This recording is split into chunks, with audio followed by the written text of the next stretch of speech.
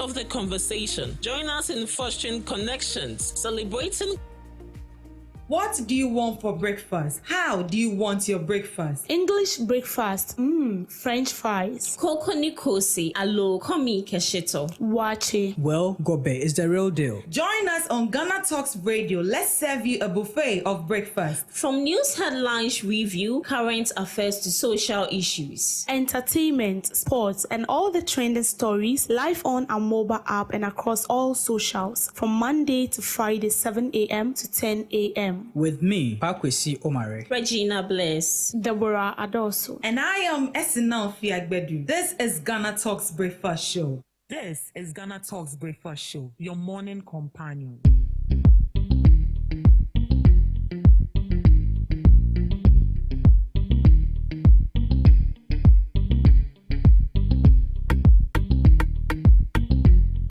This is Ghana Talks Breakfast Show, your morning companion.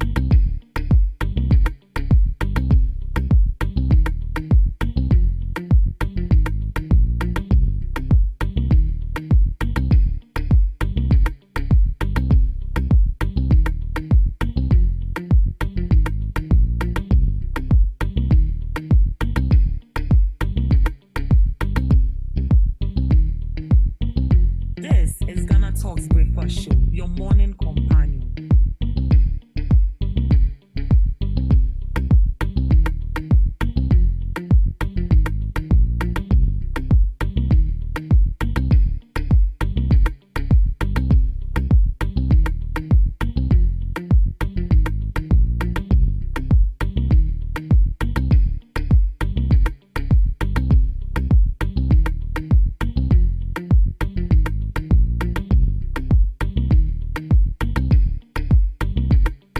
This is Ghana Talks Breakfast Show, your morning companion.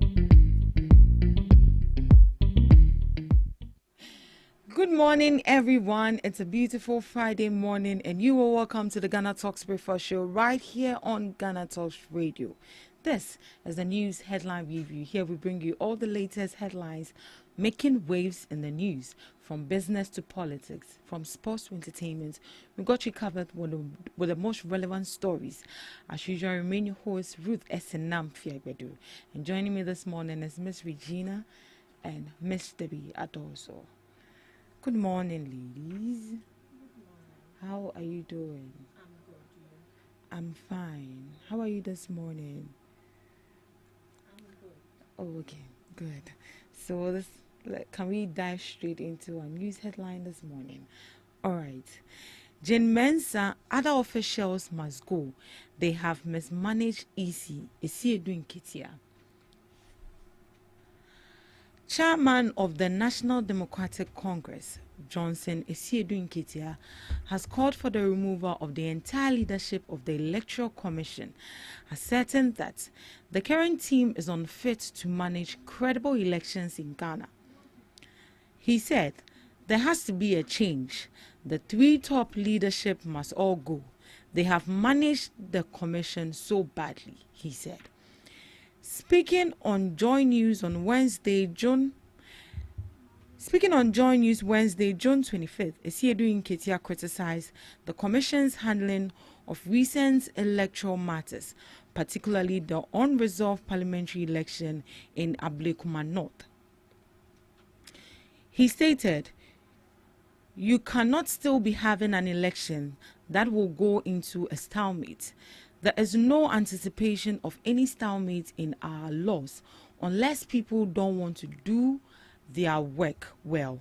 It's a clear case of negligence or inability to perform its functions," he stated. He cited the disqualification of the South constituency in the 2020 general elections as the beginning of what he believes has been a consistent pattern of poor performance under the leadership of EC chairperson Jane Mensah. 6 months on after the election, and we still don't have an elected NP. That must tell you something is wrong, he said. The commission, as presently constituted, took over the reins of the Electoral Commission, and they have never done a satisfactory election. First was Sal. A whole constituency was unrepresented for 4 years. Now, Ablekuma North and the Yawaso West by-election, everything has been messed up, he added. Esiodun Ketia urged that the Electoral Commission needs to be fundamentally restructured to meet its constitutional mandate. Yeah, so Esiodun Ketia, the the chairman of the National Democratic Congress, is calling for the removal of the officials at EC at the Electoral Commission. He stated that they have mismanaged the commission. 6 months into the election, 6 months after election, Ablekuma North still doesn't have a representative in parliament. And then previously in the Guan constituency, for 4 whole years, they didn't have an MP or any representative in parliament. So on that case, he's standing on this that they should be removed immediately. Yeah. Do you think there should be a reason they should be removed? I don't want to say they should be sacked, or I don't want to say they are incompetent, or I don't want to say they are slacking on their job. Because as an electoral commission, I don't know why up till now, let's take Ablekuma North constituency for example, they don't have a representative. Every other constituency has a representative. And for the past 5 months now, people have come out. Ablekuma North residents has also come out to make sure that the EC does the right thing. But you know what baffles me? What baffles me is there's no official statements from the EC addressing this particular issue. They've not come out to explain. They've not come out to say anything. Just saying, so I believe that they should be sacked. Even if not sacked, in fact they should be sacked, because I believe that they've been reprimanded. Was it within this week or last week we heard that Jane Mensah was supposed to be in parliament to answer some questions in regard to the Ablekuma North constituency results, and we waited, we were glued to our televisions, we saw nothing. If maybe but I saw nothing. The only thing I was seeing was the nominations of the Chief Justice. That was all. No, Supreme Court. That was all. So in fact, they should be sacked. Sacked and erased. Kwata. Because, should I say, you are being incompetent. Right. At least come out to say something. Come out to explain to us what is going on. Top politicians has come out to suggest a solution. The only best option for you now is to rerun the elections. That is what everyone is calling for. Because the rate at which this is going, it can create a whole lot of tension between both parties, the NPP and NDC. That is Irabna and Irabna and Efriye. I quite remember when we went out to interview the people in regards to this. One person was really angry, was saying he wouldn't talk because it can cost him his life. Yeah. And I was like, wow, this can cost you your life. Then this should tell you, or this should send you a signal how this thing has gotten to. This is not an issue of playing anymore. So I believe and I agree that they should be sacked. If an official, you don't know the right thing to do. I know that as an entity on its own, this is the time. This is where people will be saying that the an institution or under what should I call it? An organization should rule independently, Mponi, and this is what you are doing. Why won't political people interfere into this issue? They would interfere because it's becoming too much. If you know your job well, that is when no one would interfere, because we know that you are doing your job according to. So no one would interfere. So in as much as we are saying we are in a democratic country, and in every institution, everyone should rule independently. But please, before you rule independently, you should make sure that you are doing what is right. If you are not doing the right thing, other people would interfere. So she should be sacked. With the committee, everyone in that, they should all be sacked, because should I say they are exhibiting a attitude that, in fact, we can't even explain it. They should go home and go and sit down. Would you also argue that it's politically motivated? Because here lies the case. We have Chairman Esiedu Nketia from NDC, and this woman was actually appointed by the previous government. In a way, would you say that it's politically motivated? They want to take care of in order to bring their own person? I wouldn't say it's politically motivated. First off, if I'm an NPP member and I'm employed under NPP administration, and I'm doing what I'm supposed to do accordingly, I'm doing my job right, I'm being productive each and every day, each and every month, do you think that new administration, that is NDC, will come into power and sack me? They wouldn't do that. So this is not an issue of being politically motivated. No one is being political.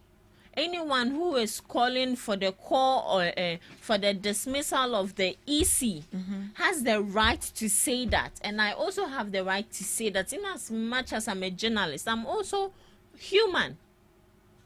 And we know what the delay of these results can cause. It is better you rerun the elections than to hear that someone is dead, or a clash is going on between these two people, to the point where a life has to go just like that. So this is not politically motivated. We are in a country where we all have the right to talk when something is going bad. So this is not an issue of being politically motivated. So they should make sure that a winner is being declared. It's being declared. Anyway. It's that hard. Because sometimes I sit and then think, so why is it that they can't just rerun the election? I wonder, or what is stopping you? Is it that complicated? It is not complicated. Because yesterday I read that the one constituency, they were not even allowed to even vote. Back then, they were not even allowed to even vote, and they don't have a representative. That was the 2024 elections. That's very bad, you know. Very, very bad. Very bad. Someone will sit somewhere and be like, we are playing politics with this one. But I believe that with competence, you know what you should do. So why don't you do that? I think I saw in a news story that when she made a comment that I don't know if it was a press release or something, but I stand to be corrected though, that they can't rerun the Ablekuma elections again. Sir? So if they can't rerun it, meaning they're not going to have a representative in parliament, meaning they have to wait for another 4 years. That is then very she's not bad. serious. That is very She's bad. not serious as an electoral commissioner. She's not serious at all. That's very sad. Can Ghana rule without a president for 4 years? No, obviously not. Every constituency need a representative. Right. That is why we have a big parliament. If she's saying that, if that is what indirectly they are trying to do, then it means all the MPs in parliament, they need to sack all of them. Because obviously we all can do without representatives for 4 years. But it is not so, and it is not right. So far as it is in the constitution that in every constituency, one person needs to come out of that constituency, then they need to make sure that they get them a representative. Right. Miss Debbie, good morning. You're welcome. Thank you. Yeah. So Chairman Esiedu Nketia is calling for the removal of EC leadership. What do you make of it? And his ground for them removing them is that they have mismanaged the commission. Because back in the days, the South constituency didn't have a representative in parliament. And now, Ablekuma North, they also don't have a representative in parliament. So due to that, he's calling for their removal in office. What do you make of it? Do you think that is concrete enough to take these people out of office?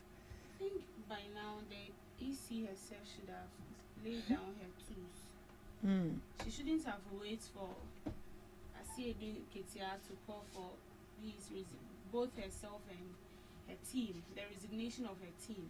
She should have done that like a long time ago. Because even during the election, we saw a lot of things that were not supposed to happen. And as an EC, you are supposed to ensure that the affairs of the election, everything goes on well. But then we saw what happened. We saw a time where results were supposed to be declared, she withheld, giving excuses like here and then and a whole lot. And then looking at the Ablekuma incident, by now we should know who won. Who won as a member of parliament for Ablekuma? Whether it's the MPP woman who won, whether it's the NDC woman, they should have declared it for long. But as it stands now, we don't know. We've not even heard anything. And then I haven't even seen her coming out. They've not released anything, no communique, nothing. But election time, no more year press, every seconds. Immediately after the election, something like this was going on, and then nothing. No press release. Nothing. Not even a letter. Nothing. Circulating on social media. We've not seen anything. It's like they don't exist. At this point, they don't exist. Yeah. And Parliament's someone here too. We've not heard anything. We didn't hear anything about that. I feel pity for people who wants to politicize this whole issue. Well, they're actually saying it's politics. They are jokes. Seriously. Because how will you feel if your constituency, at the end said we even have a member of parliament too, but what you want to see in the constituency, then this is an incident where you don't even have at all. You don't even have at all. You even vote for some of them. They don't even do anything. And how much more you don't have any at all? You don't even have any. Wow. So you agree with the CA Ketia that they should be removed? Yeah. Well, all right. And Tim Fojo blames Mahama NDC for LGBTQ plus display at National Monument. Member of Parliament for Sen South, Reverend John Tim Fojo, has strongly condemned viral photos of same-sex couple kissing beneath Ghana's Independence Arch, describing the act as a symbol of moral decay allegedly fueled by the leadership of President John Dramani Mahama and the National Democratic Congress. In a Twitter post on Thursday, June 26th, the NP expressed outrage over what he called the discretion of a national monument and an attack on Ghanaian values, accusing the Mahama administration of emboldening such acts through its perceived tolerance of LGBTQ plus advocacy. He added, under Mahama and NDC, foreign gay couple boldly desecrate our national monument, kiss under Independence Square, flaunting Ghana flag. They are emboldened to defend the dignity and sanity of our rich Ghanaian values right before our eyes. The controversy stems from photos shared by South African couple as part of their Show Ghana Love campaign. The images, taken at symbolic national landmarks, including the Independence Arch, were meant to protest Ghana's proposed anti-LGBTQ plus bill. However, the gesture has triggered public condemnation, with many social media users describing the act as disrespectful to national heritage, especially in a country where same-sex relationships are widely opposed. For Reverend Tim Fojo, the couple's action highlights what he views as the urgent need for legislation to safeguard Ghana's moral and cultural identity. He added, "We shall end this absurd with the bill." He declared reaffirming support for the controversial legislation currently before Parliament. So this is coming from Reverend Tim Fojo, the Member of Parliament for Sen South. He's blaming President Mahama and the New Democratic Congress Party for what he described as an LGBTQ discretion of Ghana's national values and monuments.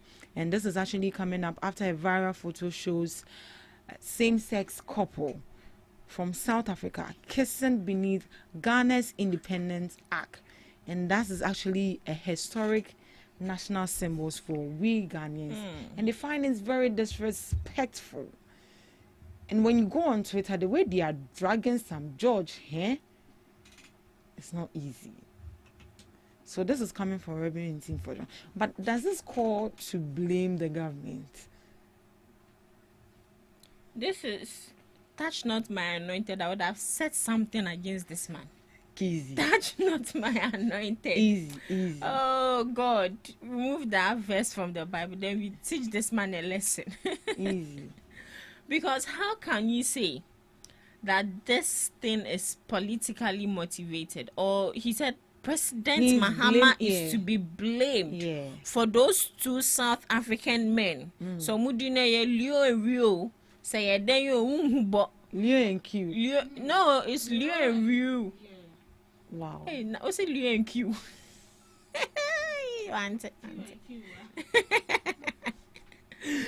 See, it's insane. You know, up to now, anytime I chance on that picture, then Makuma, because the disrespect for you to even go as far as using Ghana flag.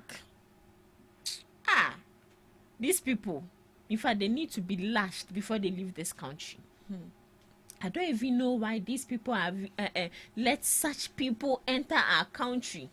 Way, or more encourage you, they even had audacity, the temerity to say the hashtag show Ghana love. Show Ghana love. They are fighting against our anti-LGBTQ bill. Like, it's the audacity for me. And people blaming Sam George. I don't know why they are blaming Sam. And then Sam George, I catch him some picture. No. You see, Ghana is a free country. Every individual, every non-entity can enter Ghana. Without no, without no supervision. I'll say it's that way. Because when other African countries are coming into Ghana, it's very easy. Because yes, it's African country. We are promoting Africans. But there should be a limitation. There should be a restriction on such things. Once they say judge no to, but nipa ne tibiano. What we say we are gay, kojo besian kasana dokrono. Such people shouldn't be let into our country. But what Sam George said, these 2 people should be found. They need to find them and be dealt with any existing laws. With any kind of existing laws when it comes to LGBTQ. And, you know, for today, we have our youth out there. Our youth are on social media. Everywhere. They grasp whatever is on social media very much more than even what they are being taught in classrooms.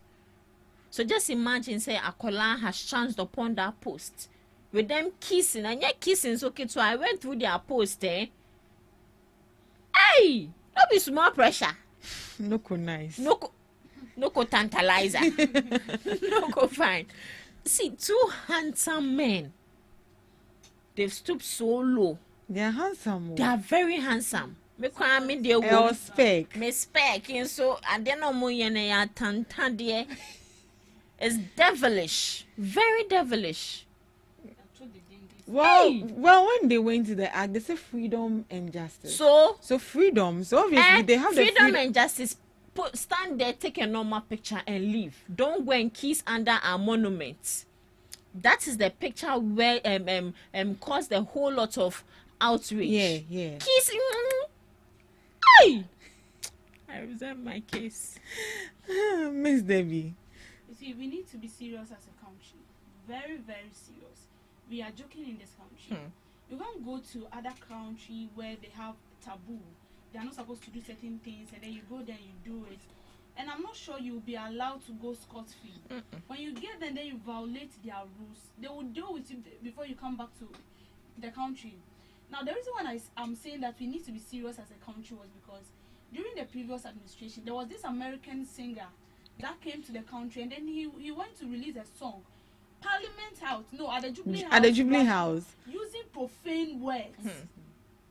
I've forgotten his name. Using profane words. McMill. Edimbi. where the president stands to give a speech to the country. Or didn't sabubo muse ya like joke. Yanya won share money koyesa. And then here lies the case. We have a bill in parliament. Bill no cry until once and your mom they come out by your home. The reason why they are bashing some judge was because of that. And me myself, I'm angry with him. Hey. Because when you were in opposition, you were preaching about this anti-LGBTQ law. You were part. In fact, you spearheaded it. And then now that you are in power, what is that? Oh. And well, no. They sent a bill. They said it has expelled, like it has expired. It has expired. Into what would they call? What are you supposed to do? Oh, they said they've presented it to Parliament. Presented it, they presented it way back since last year. No, according to his posts, he posted this. He said they've presented it to Parliament and they are seeing to it. The issue was that they presented it way back since last year. But when President Mahama came in, he was like they were supposed to revise some things so that they'll bring it to him. No film or what he feel like they should add, what he feel like they should subtract. They'll subtract from it, and then they'll think whether they can pass the bill into a law. And it has been like a couple of months now. Some judge have been preaching about this anti-LGBTQ stuff. Your social media handles, you are there. He's sorry to interrupt you. He said, I have, along with my colleagues in Parliament, resubmitted the Family Values Bill. That was what I was saying. Sorry, I'm not interrupting you. But that is what I was saying, that during the previous administration, they submitted a bill. When Mahama came into power, he was like, they should resubmit it because he felt like they need to re-change or re-add it out. And they've resubmitted it. Yes, they've resubmitted it. Yes, so what is preventing President Mahama to pass the law now? To pass the bill. You and I would agree that when a bill is being submitted, it doesn't just take effect. Yeah, just like that. They need to debate on it in Parliament. I know it has to pass through all these procedures, but for how long? No, when it has to do with increasing of tax, it's me passing in term money law. But when it comes to this thing there, it takes time. Is that what you're trying to say? Did you read what some judge posted? He said, I have, along with my colleagues in Parliament, resubmitted the Family Values Bill. It has gotten Mr. Speaker's approval and should be laid for first reading. First reading, any moment soon. What was different from what I said with what you are reading? You said what is keeping them from I said that from passing they it. already submitted the bill, but when President Mahama came, he said they should resubmit it.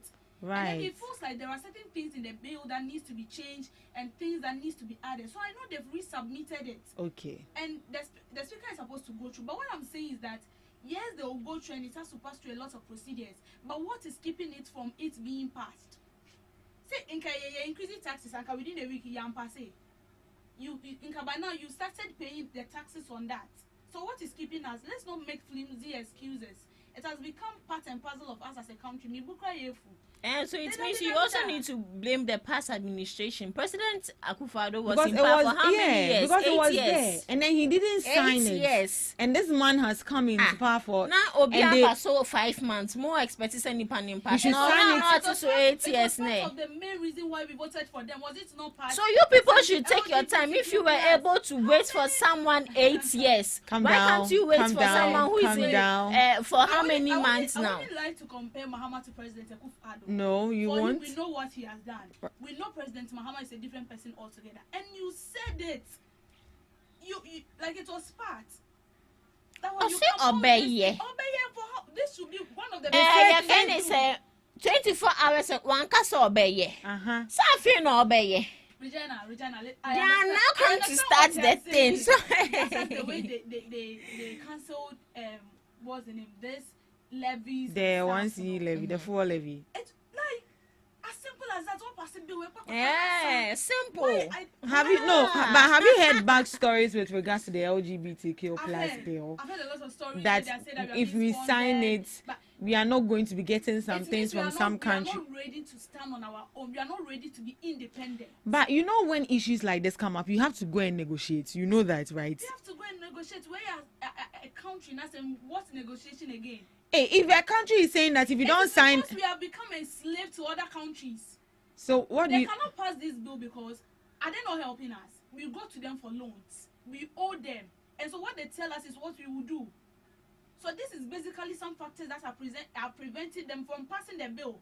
Also, if you pass this bill, yeah, more of you, and there is nothing you can do. So in your opinion, you think the bill is lying in Parliament It's lying in Parliament, and they are for how refusing long? to Pass the bill. don't let it. no one come and beat Pass, you. No one will beat me. Pass the bill. Like, do you know why? Because I've seen young boys that were sodomized. There was this boy in the northern region, the coach, and then he died. A boy, a student of Fano. And this boy died, a painful death. And because this bill was not passed, coach on Namho. On the Namho, you get it? On the Namho. And the boy died a painful death. This is what you are going. People, I know we have people that are doing it secretly in this country, and we still have people who actually fall victim into all this thing. So if this bill is passed, even if you fall as a victim, the person will be dealt with. But this bill is in Parliament. See, it's okay. My pressure is rising. All right. So the bill has been resubmitted in Parliament, and then it will be passed soon. That was what simple yeah. It has been resubmitted. So let's just hope. Let's be hopeful that it will be passed very soon, because they are yet to have a first reading of it. Because what I heard was that the bill had expired, so they had to renew it again. So if Sam George has come out to say that they have resubmitted it, if Sam George has come out to say that they have resubmitted it, and then we are going to be hearing it first reading in Parliament very soon, I think we have to take our time. You can shout. If they say do not sign, what can you do about it? You can't do anything about it. But it tells us that our leaders, they say it like it's just a hearsay. They don't fulfill their promise, and that is a negative tag on you. Well, let's be hopeful. Let's be hopeful that they sign it. Sam George is not going to come on social media and then rant about it and then, backlash the previous government. But as he has mentioned, they will sign it. All right. Ministers in Accra may soon switch to EVs, GhanaTalks. Minister for Energy and Green Transition, John GhanaTalks, has announced plans to submit a proposal to Cabinet seeking approval for the use of electric vehicles by all ministers within Accra. The move is part of the government's wider effort to promote clean energy and reduce carbon emissions under its National Energy Transition Framework.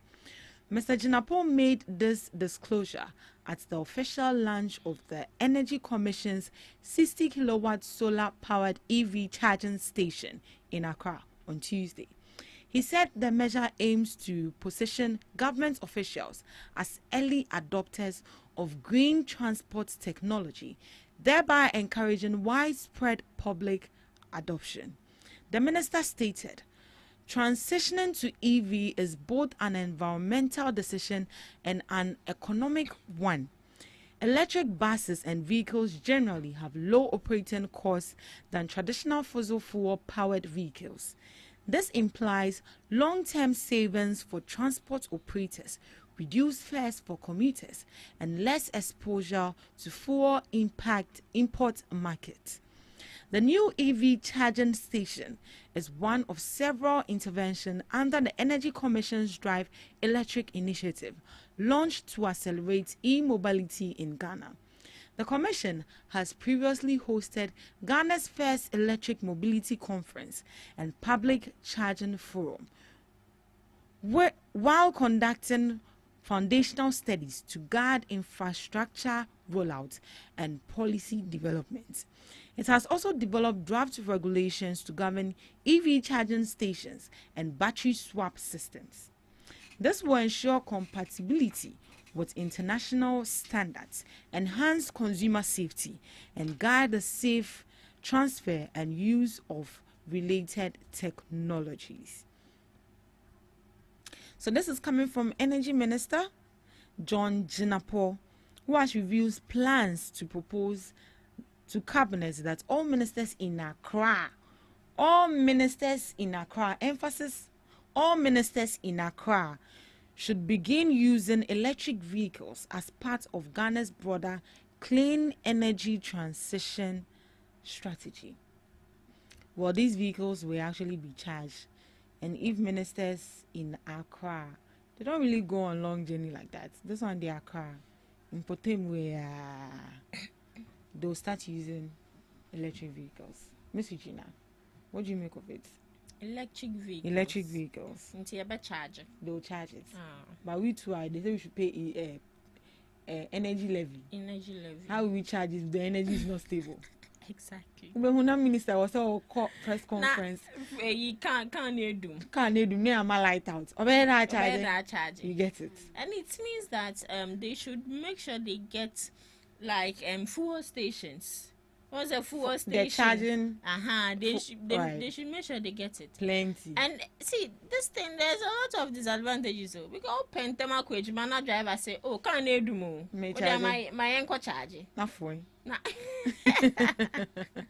It's serious. Oh, but I think it's a good thing. Yeah, it's a good thing because I think most of the Western countries, most of them are also using electric vehicles. And I think somewhere, I don't know if it's Tema or one of our towns in Ghana right here, some of them also uses electric buses where they transport workers to and fro. And I think with that, you just get your card. That is 10 cedis, then you are good to go.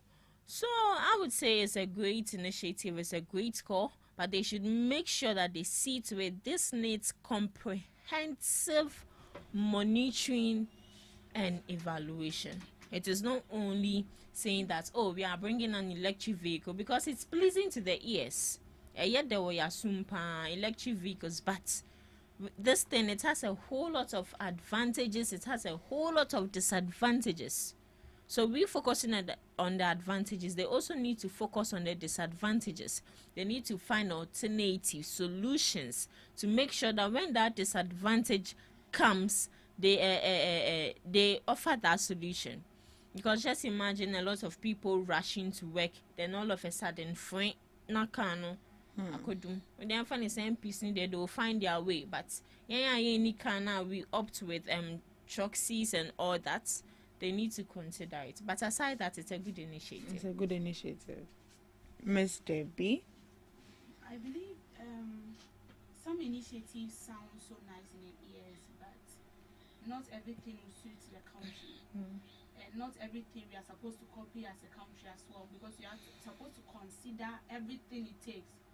Now you are bringing electric vehicle and you are limiting it to, I don't know why he's limiting it to the ministers in Accra. But then we know how tedious it is when there is much traffic and when you are supposed to travel a long journey and then the road is bad. So imagine you are traveling somewhere. Imagine you are traveling somewhere and then all of a sudden the battery is running low, and then you got in the middle of the road and then it's run so low, and then you have nothing to do. What are you supposed to do? So I feel like this electric vehicle they are bringing on board, for me, it doesn't sound well for me. It doesn't sound well for you. It doesn't sound well for me. And how much are we going to pump into that? Because electric vehicle there, it's going to require a lot of money. Right. This is not small money. It's not like you using fuel. It's going to require a lot of money. Right. So the key objective of the electric vehicle is to promote clean energy use. So the EV switch is aligned with Ghana's National Energy Transition Framework, which seeks to reduce carbon emissions and dependency on fossil fuels. You know, sometimes when you sit in vehicles and that smoke that comes out, for the electric vehicle, they don't have that. Oh, okay. So with this one, when they're adopting and then transitioning to electric vehicles, we will not get to see much of all those things. And this is actually one of the objective of them bringing the electric vehicles on board. Now, to encourage public adoption, Government ministers will serve as early adopters or role models to show the, prac- the practice of EVs to the general public and private sectors. That means that leadership by example. If you are preaching to us that we should, we should keep the environment clean, our air should be clean, it should start from the top officials. So in a way, they want the government officials to be the first people to use it, to be the first people to use the electric vehicles before any other person. So at least you won't come and sit on radio or TV and be like, they said clean clean environment, clean air, and then our ministers are not using it. So they are urging he's trying to send a proposal to Parliament to pass it that all ministers in Accra will start using electric vehicles. Are they buying it or is it free? Oh, Abi is part of allowance. Taxpayers' money. For me, as I said, doesn't sound an awesome. MP. Maybe if that would be the best way to end what they claim it will do, then To reduce so carbon be it. emissions, they want to clean the air. They want to clean the air. Yes. How many ministers do we have? Almost is it that- is it 200? 200. No, Mom has reduced it to 100 and something. NDC Crampo, yes. NDC ministers.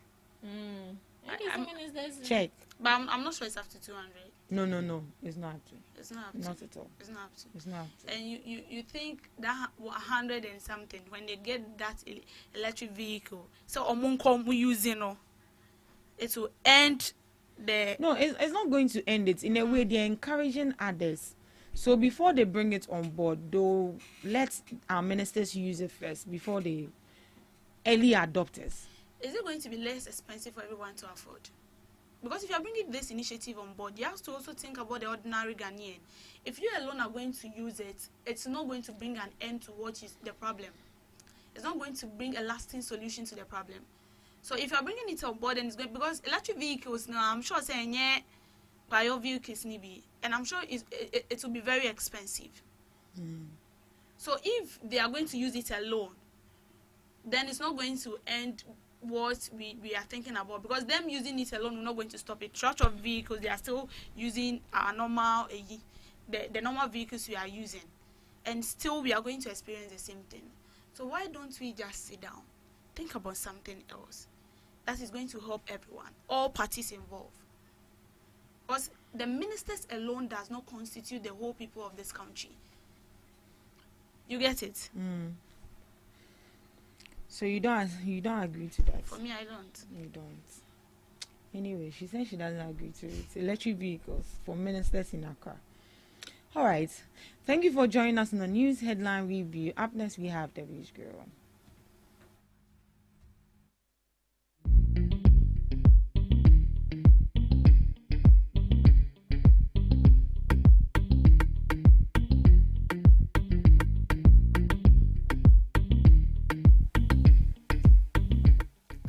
Welcome to Debbie's Grill, where we talk about issues that concern the state, void of politics, fear, or favor. The Narcotics Control Commission has reaffirmed its commitment to working with international security agencies to combat drug smuggling and the use of illicit substances.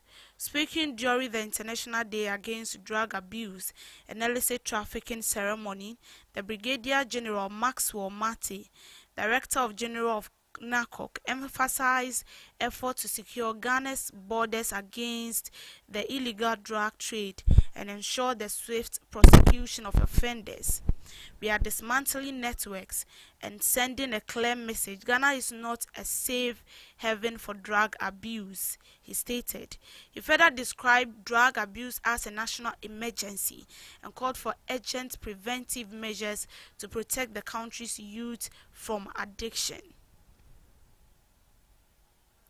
So that was something very small about how to prevent drug abuse in the country. as it is stated in what I read, the drug abuse has become a state emergency that needs to be dealt with.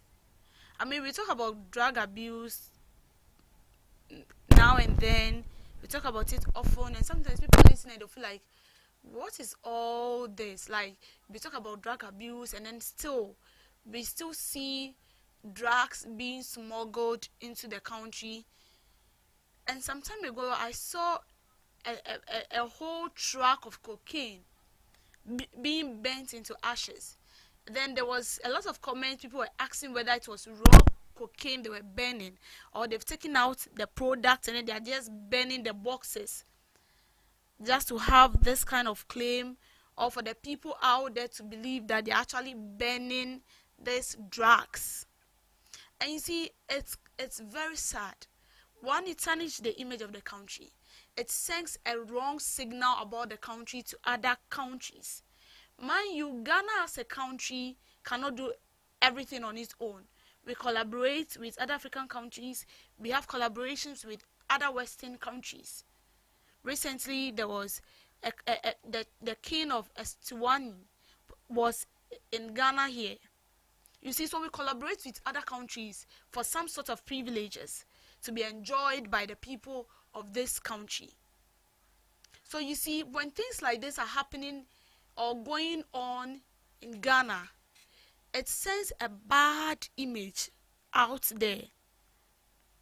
And it's sad when we keep talking about this issue and then we see it happening all the time. The offenders are allowed to go scot-free. And I was happy when the brigadier said they are going to collaborate with other countries to tighten our borders. For our borders, they need to be really tight. We need to tighten our borders. Because if cocaine is smuggled from other country, how do they get into this country? They pass through our borders. It is through our borders. And our borders, we have security personnel there. We have the immigration personnel there. We have some police. So how come these drugs are being smuggled into the country?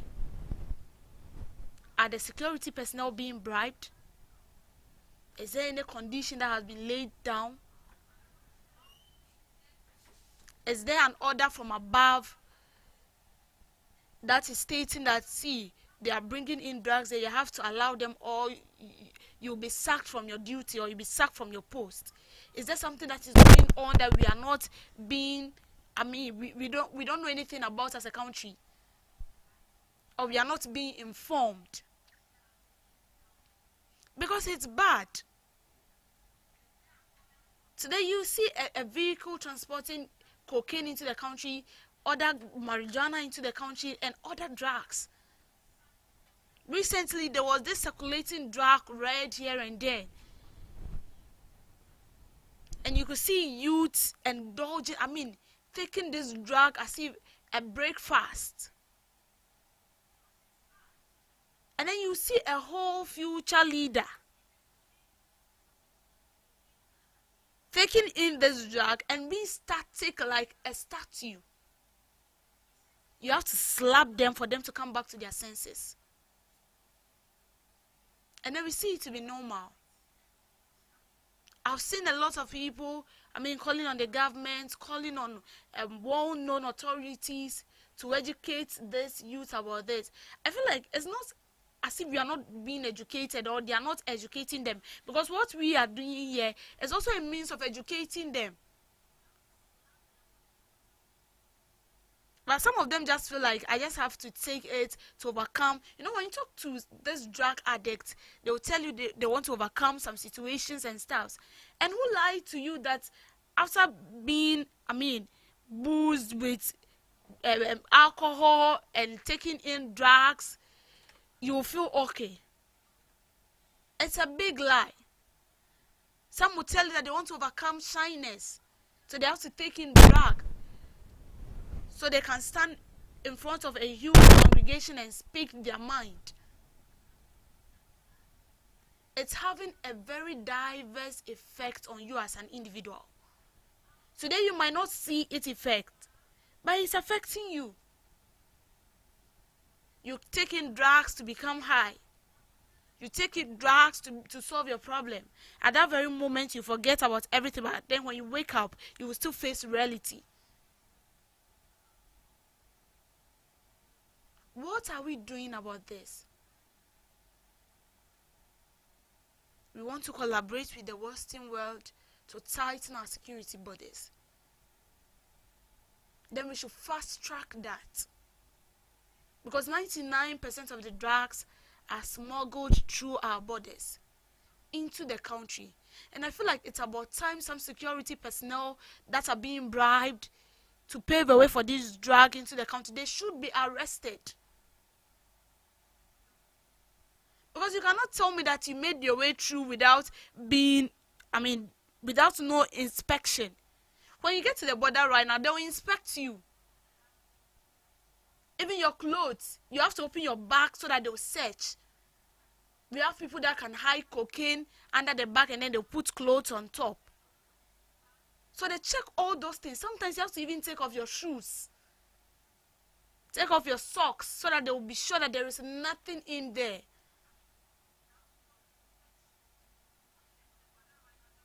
So if with all this inspection, we still figure people selling cocaine in this country, selling marijuana in this country, then how did it get into the country?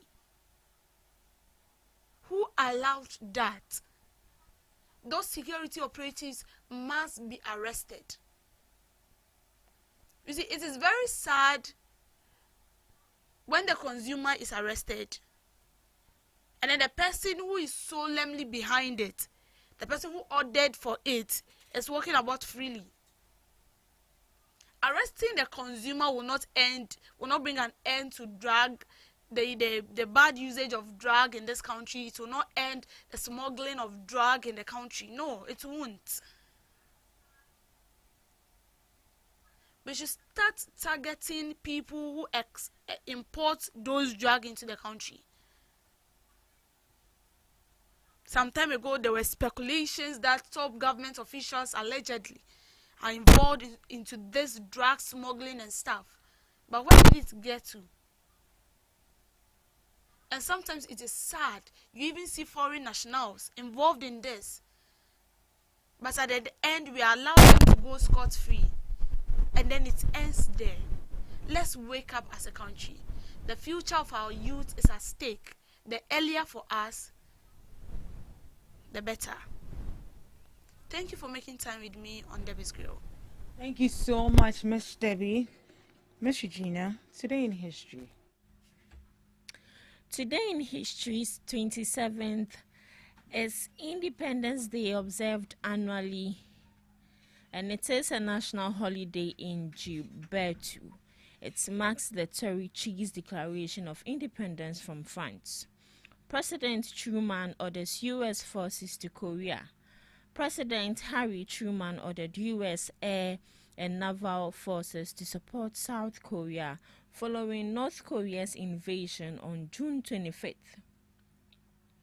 This intervention was part of a broader effort to enforce a United Nations resolution calling for an end to hostilities and to contain the spread of communism in Asia. Chicago did host the first ever Pride Parade in the United States. 1 year after the Stonewall Uprising, the march, initially a protest, started at Washington Square Park and ended at the Civic Center, now known as Richard J. Dallas Plaza. This event was a significant moment for the LGBTQ+ community in Chicago, marking the first time they publicly advocated for their rights and visibility. Today is observed as National PTSD Awareness Day. It is to raise awareness about post-traumatic stress disorder and its impacts. It is a day to educate the public, reduce stigma, and promote understanding and support for those affected by PTSD. This day is observed as International Pineapple Day.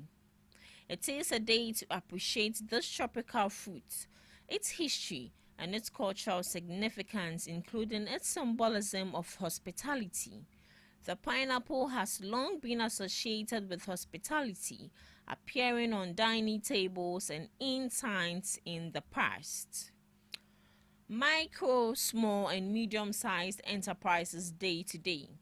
To raise public awareness of the tremendous contributions of micro, small, and medium-sized enterprises to sustainable development. Further, the General Assembly invited member states to facilitate the observance of the day by fostering policy discussions, practitioner workshops, sharing of experiences, and business owner testimonials from around the world to the extent possible in collaboration with public, private, and non-profit organizations. Lastly, Decide to be Married Day. Decide to be Married Day is observed on this day. This day is a time to honor proposals and the decision to get married. It is a day to celebrate love and commitment, whether through a grand gesture or a quiet, heartfelt moment. So Decide to be Married Day is today. So please do well to accept a proposal and schedule a date to be married, because you want to come and eat party jollof. So that's all for today and Today in History and Observances of the Day, live on GhanaTalks Breakfast Show. Thank you so much, Miss Regina. Today is World Pineapple Day. That means that we have to eat pineapple. Exactly. Yeah, I like eating pineapple, but just when I eat it, my tongue itches. What about you, Miss Debbie? Pineapple. You don't like pineapple? Oh yeah, one of my best Favorite. Pineapple is good. It's good. It's better than banana. Pineapple and watermelon. Oh, no. That's for me. Watermelon, it depends on my mood. Miss Regina, do you like pineapple? Oh yeah, I really do love More than banana? For me, I really love all fruits. You like all fruits. I don't have an exception. You don't have an exception? Yeah. Oh, that's nice. I really like food. So anything that has to do with food, I really love it. Okay. Yeah. Today is also World... Decide to be Married Day. So please, this goes to you. I'm talking to you directly. Why are you talking to me directly? I'm talking to you directly. Oh, I say many. I'm talking to you. I'm talking to Q. Both of you. Talk to yourself. Talk to yourself too. I should talk to myself. Talk to yourself. Me and me, my don't era. Don't. Everything don't. So today is World Decide to be Married Day. It's funny. It's funny. So today is actually put aside for you to think and decide if you want to be married or not. Hey, to at least see to it that you accept a proposal. Maybe a proposal is lying just like that, so make good use of it. All right. So on that note, please show love to people. And if someone is in your DM worrying you, today is the day that you have to decide if you're going to say yes or no. All right. This is where we draw the curtains for the first segment of the GhanaTalks Breakfast Show. Right after this, we'll be going for the news. Please stick and stay with us. Are you ready to amplify your business or brand's reach and make a meaningful impact in Ghana and beyond? Partner with GhanaTalks Radio today to connect with a diverse audience across Ghana and beyond. Elevate your brand through on-air promotions and social media. Boost your brand during prime time. With GhanaTalks Radio, you can extend your reach across digital platforms. GhanaTalks Radio is not just a station, it is a community hub where your brand becomes part of the conversation. Join us in fostering connections, celebrating culture, and making a lasting impression. For customized sponsorship packages and enquiries, email contact@GhanaTalksRadio.com or call +233 202 544614. GhanaTalks Radio, giving the youth a voice. Hello Ghana, hello worldwide. I'm level bam. Code Now listen, every Tuesday and Friday, beyond the time it's going to carry bro. Our GhanaTalks Radio, 7 p.m. sharp. Now Tuesday, we're gonna talk about our culture, our history. Matuni ding setete abako sem. Now on the Friday, you bars on bars. You better rap, you better say no artists go join me in the studio. We're gonna discuss about music and business. Konya, or you singer, and now you rapper, you think say you get bars. You go fi spit fire. Now listen, make you join me with studios. Our GhanaTalks Radio and you say then our day. Me say download the GhanaTalks Radio app no. Our Play Store and the App Store. Not tune in and say this what you see about live on Facebook, Kointakra, any GhanaTalks Radio page in this. So now listen, about your fire. 1 year, Konya, Wading, Jajan.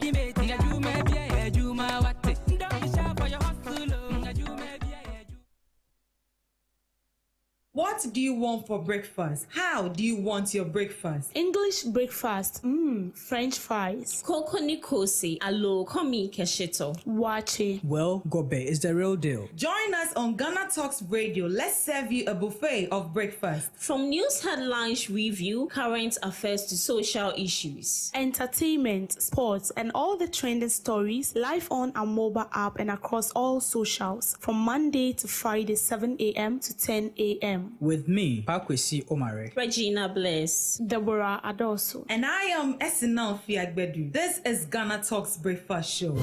We bring you local news, business news, international, sports, and entertainment news. Right here on GTR.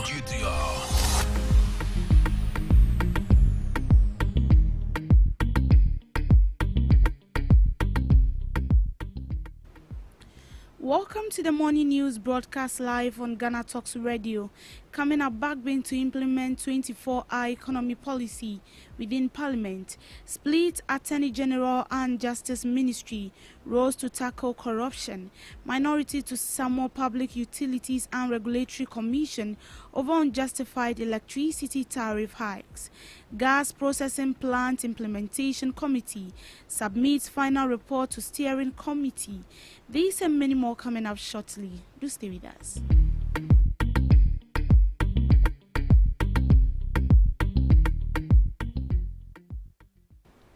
Speaker of Parliament Alban Bagbin has announced plans to introduce the 24-hour economy policy within the parliamentary service as part of broader effort to boost national productivity and tackle unemployment. The initiative is in response to concerns about rising workloads among parliamentary staff, particularly following a recent adjustment to the House seating time from 10 a.m. to 2 o'clock p.m. Bagbin made the announcement on Thursday, June 26th, during the official presentation of the final 24-hour economy policy document by representatives from the Office of the President. This means they are going to work more hours. This will allow more people to work here and it will reduce unemployment. I can assure you that the load of work here is unimaginable, he stated.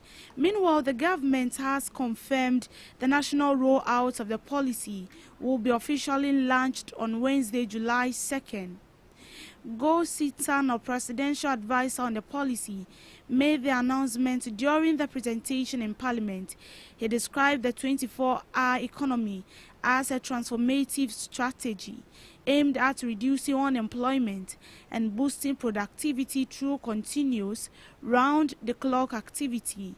Tano explained that the policy rests on three key pillars: transforming production, improving supply chain and market systems, enhancing human capital. These pillars are supported by strategic sub-programs, including Growth 24 focused on modernizing agriculture, promoting industrial and manufacturing growth, optimizing supply chains and distribution, fostering a productivity-driven national mindset.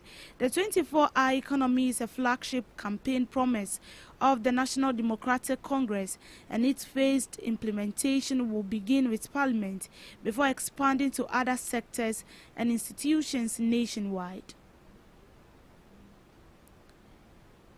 Now, moving on, National Chairman of the National Democratic Congress, Johnson Asiedu Nketia, has called on the Constitutional Review Committee to consider separating the roles of the Attorney General and Minister of Justice in Ghana's governance structure.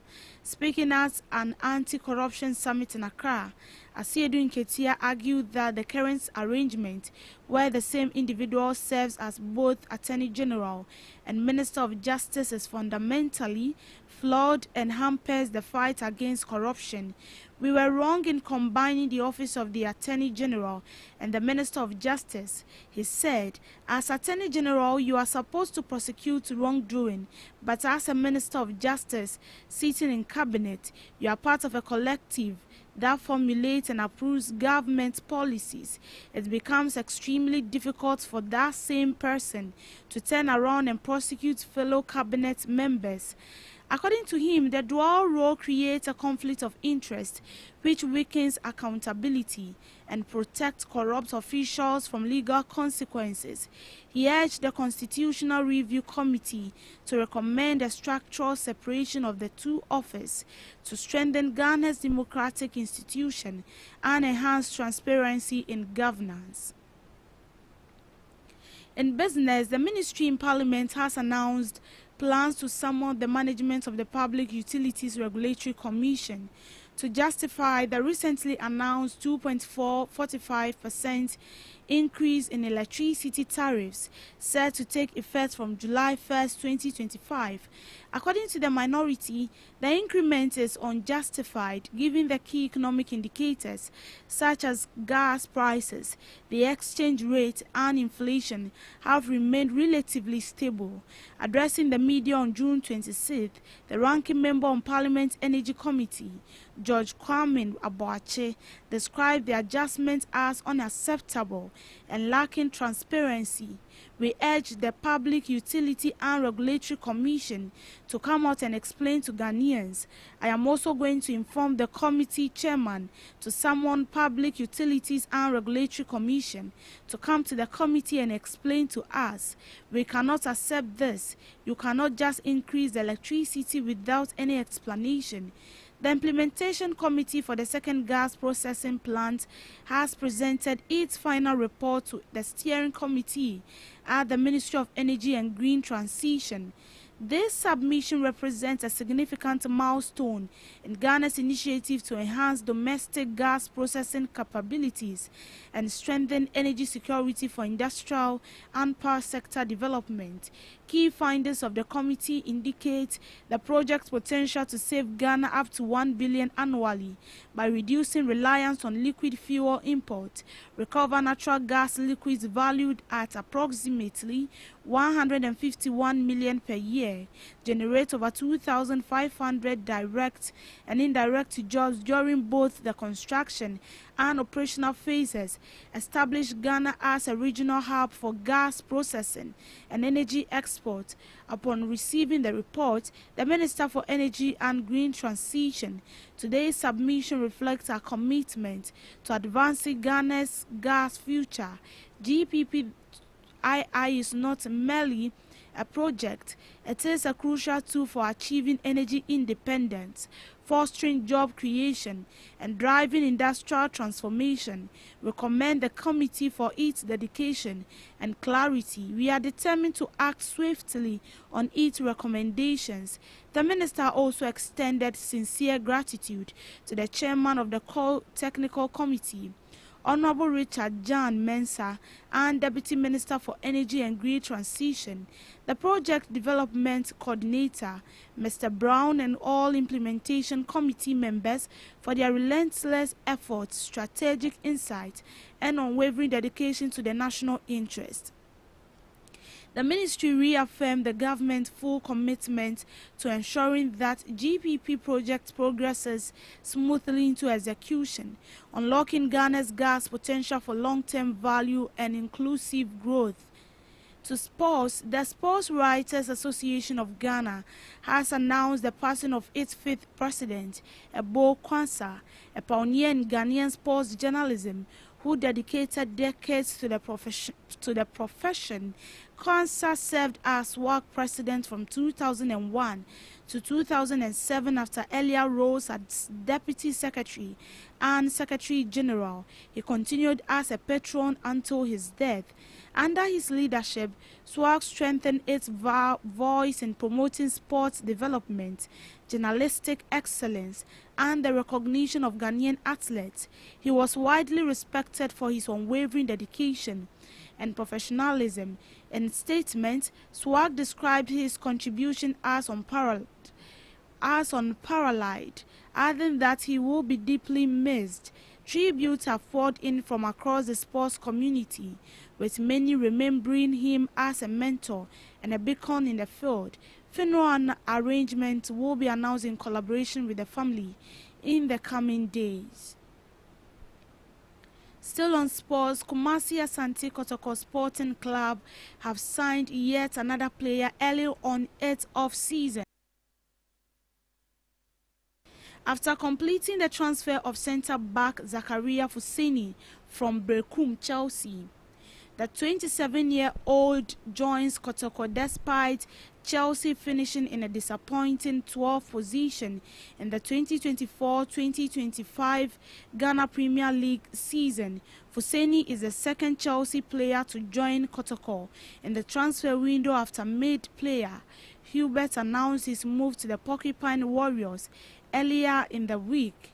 Speaking for the first time since his move, Fuseni relished the opportunity to play for the two-time African champions. My focus is to win with the club and to work hard for a place in the Black Stars because I know I am good enough. Sam says this move is a few years late, but I don't believe that. I am arriving matured and experienced. I am ready to handle the pressure that comes with playing such a big club. And that is how we end it on the news in brief on Ghana Talks Radio. Do also log on to all streaming platforms at GhanaTalksRadio.com. My name is Deborah Ador, so do have a good morning.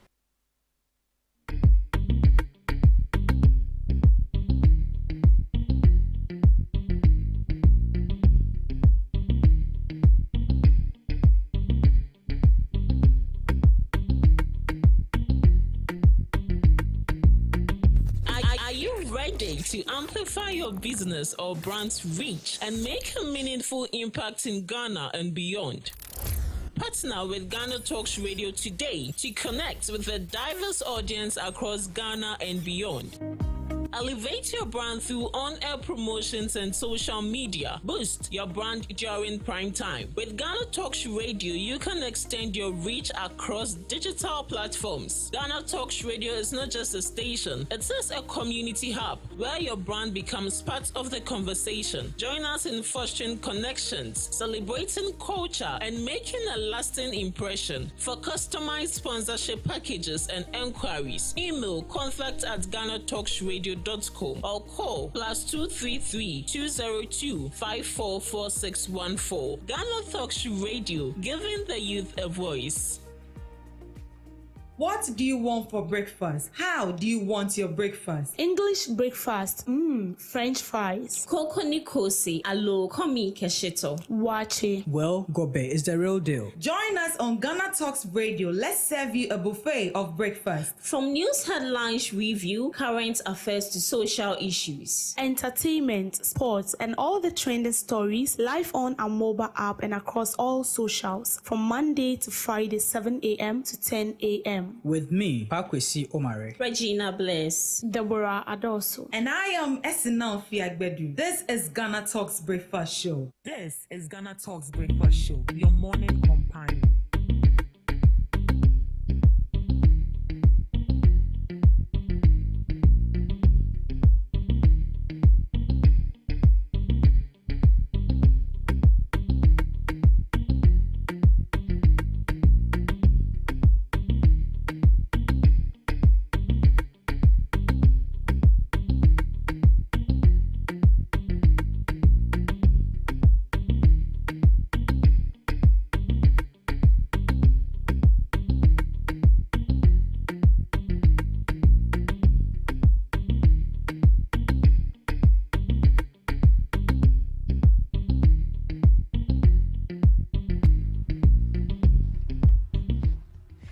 Yeah, thank God it's Friday. We are back again.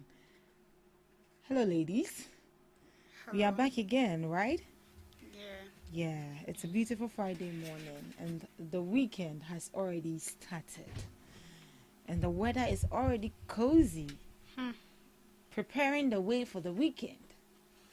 But this weekend, what's up? What did happen this weekend? What's happening to you this weekend? Nothing is up. No, nothing is up. Nothing is up. Miss Debbie, Normal weekend rounds. normal weekend rounds. No dates. Hey, You just told us that. If there's Well, a date, I should say what eh, date? I'm outside. I beg. all right, so we are back again. So we are just going to go through some, just by the way, before we come up with a main discussion with Pakwesi or Mari. Okay. So Backbin is set to implement 24-hour economy policy within Parliament. You know, the 24-hour economy was actually championed by President John Dramani Mahama. And then before he came into power, as part of his manifesto, the 24-hour economy, like we've been hearing it, they've been making noise about it. Mahama, 24-hour economy. Finally, Abedu. So Backbin is set to implement 24-hour economy policy within Parliament, and it will be officially launched in July. And this 24-hour economy policy is to curb unemployment right here in our country. We've heard a lot of stories. Critics are saying that 24-hour economy, some companies are already doing 24-hour economy. So what is Mama going to do different about it? Well, let them say so they are. Officially, it's going to be launched in July. What are your expectations? Or before, what do you make of it? The 24-hour economy. Miss Debbie, 24-hour economy there, what's it? Like, you've been hearing it. The 24-hour economy finally is going to be officially launched on 2nd July. Yeah. With the 24-hour economy, it has come to stay. It has come to stay, Right. And I think they've started working towards that. The Foreign Affairs Minister made announcements immediately he was appointed into office that what's the name? The embassies we have and then our ports are going to work a 24-hour. They are going to work in a 24-hour period, and so they will need more hands and they'll employ more people. And we've also seen it in some sectors as well. So with the 24-hour, even though it will be launched in July 2nd, I believe they've started working towards that, and we've started seeing something of that in the country. And as I said earlier on, it has come to stay and it's going to help.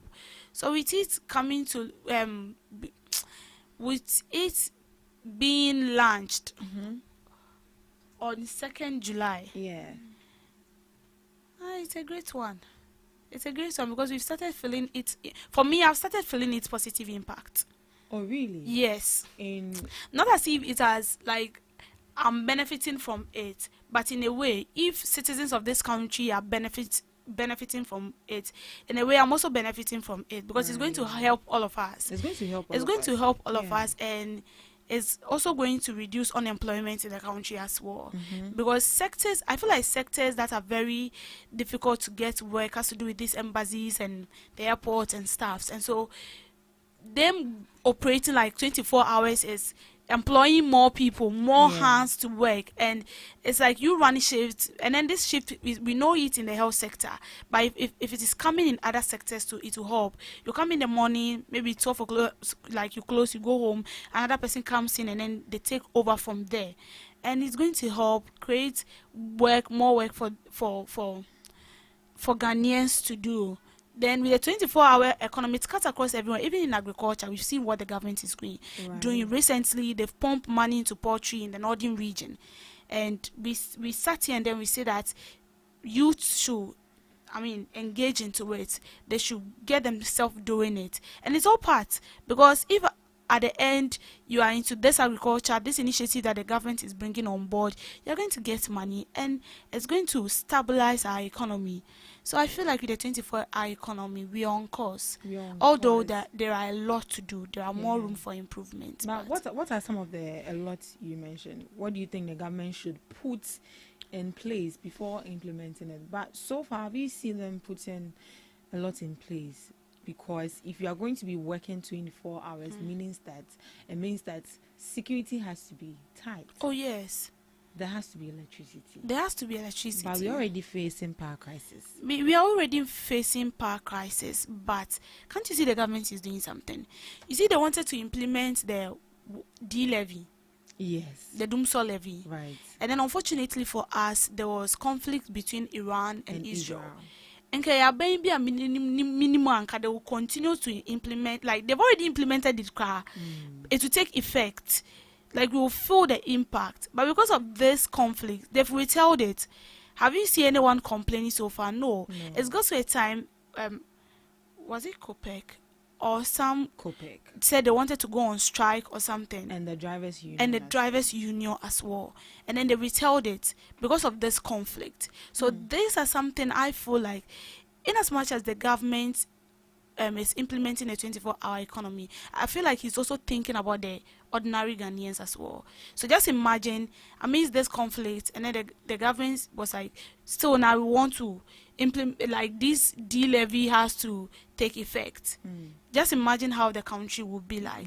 So we have a problem with the energy sector, and I feel like they are cooking something we are not seeing. They are cooking something we are not seeing. But President Mahama's government, is supposed to be transparent with we the stakeholders. Oh yes, and I feel like in a way they are being transparent to us because they came out boldly to inform us that we owe at the energy sector. Yes. And before the previous government left administration, they said they've left this amount of money and then this is the amount of fuel we have. But when they got into office, they realized that what was on the ground was not what they was told. But they came out and they made us understand that, see, if you are seeing Dumsor today, it's because of these things. And you see, because President Mahama administration has already have this note of Dumsor already. Oh yes. Until Mwamba Ambe clarify things, we'll feel like it is the same thing. So they have to create our awareness, and then they created the awareness that, or the impression that this is what is going on. And I can't remember that time came when they said the fuel left will only take us for 2 weeks. 2 weeks. And all of a sudden, 2 weeks, but still, we were still having electricity. Although it's got to a time, the light was on, but low current. You remember last week Friday, by this time, everything was off because the light was on, but there was low current, and then we couldn't work. So these are something, like some of the things we will experience. And the thing is, we cannot blame the administration so much because they inherited what was left behind by the previous administration. So with the 24-hour economy, President Mahama, I believe, is trying to do everything possible to make it work. And I'll say in a way it's working because in a way the cedi to the dollar has stabilized. And in a way, we the citizens are feeling the relief, although prices on foodstuffs have not been reduced, but at least it is better than none. It's better than now. But there are a lot to do as well. We are expecting more relief than what we are seeing now. Well, Miss Regina, 24-hour economy finally is going to be officially launched on July 2nd. And then Speaker Alben back then is implementing it in Parliament, within Parliament. It means that right now in Parliament it's not going to be 8 to 5. If someone works 8 to 8, let's say 8 to 2, another badge will come from 2 to 5, or maybe 2 to 10. Then another badge will come from 10 p.m. to maybe in the morning, or whatever the agreement may be. The 24-hour economy is finally here. What do you mean? What are your thoughts on it?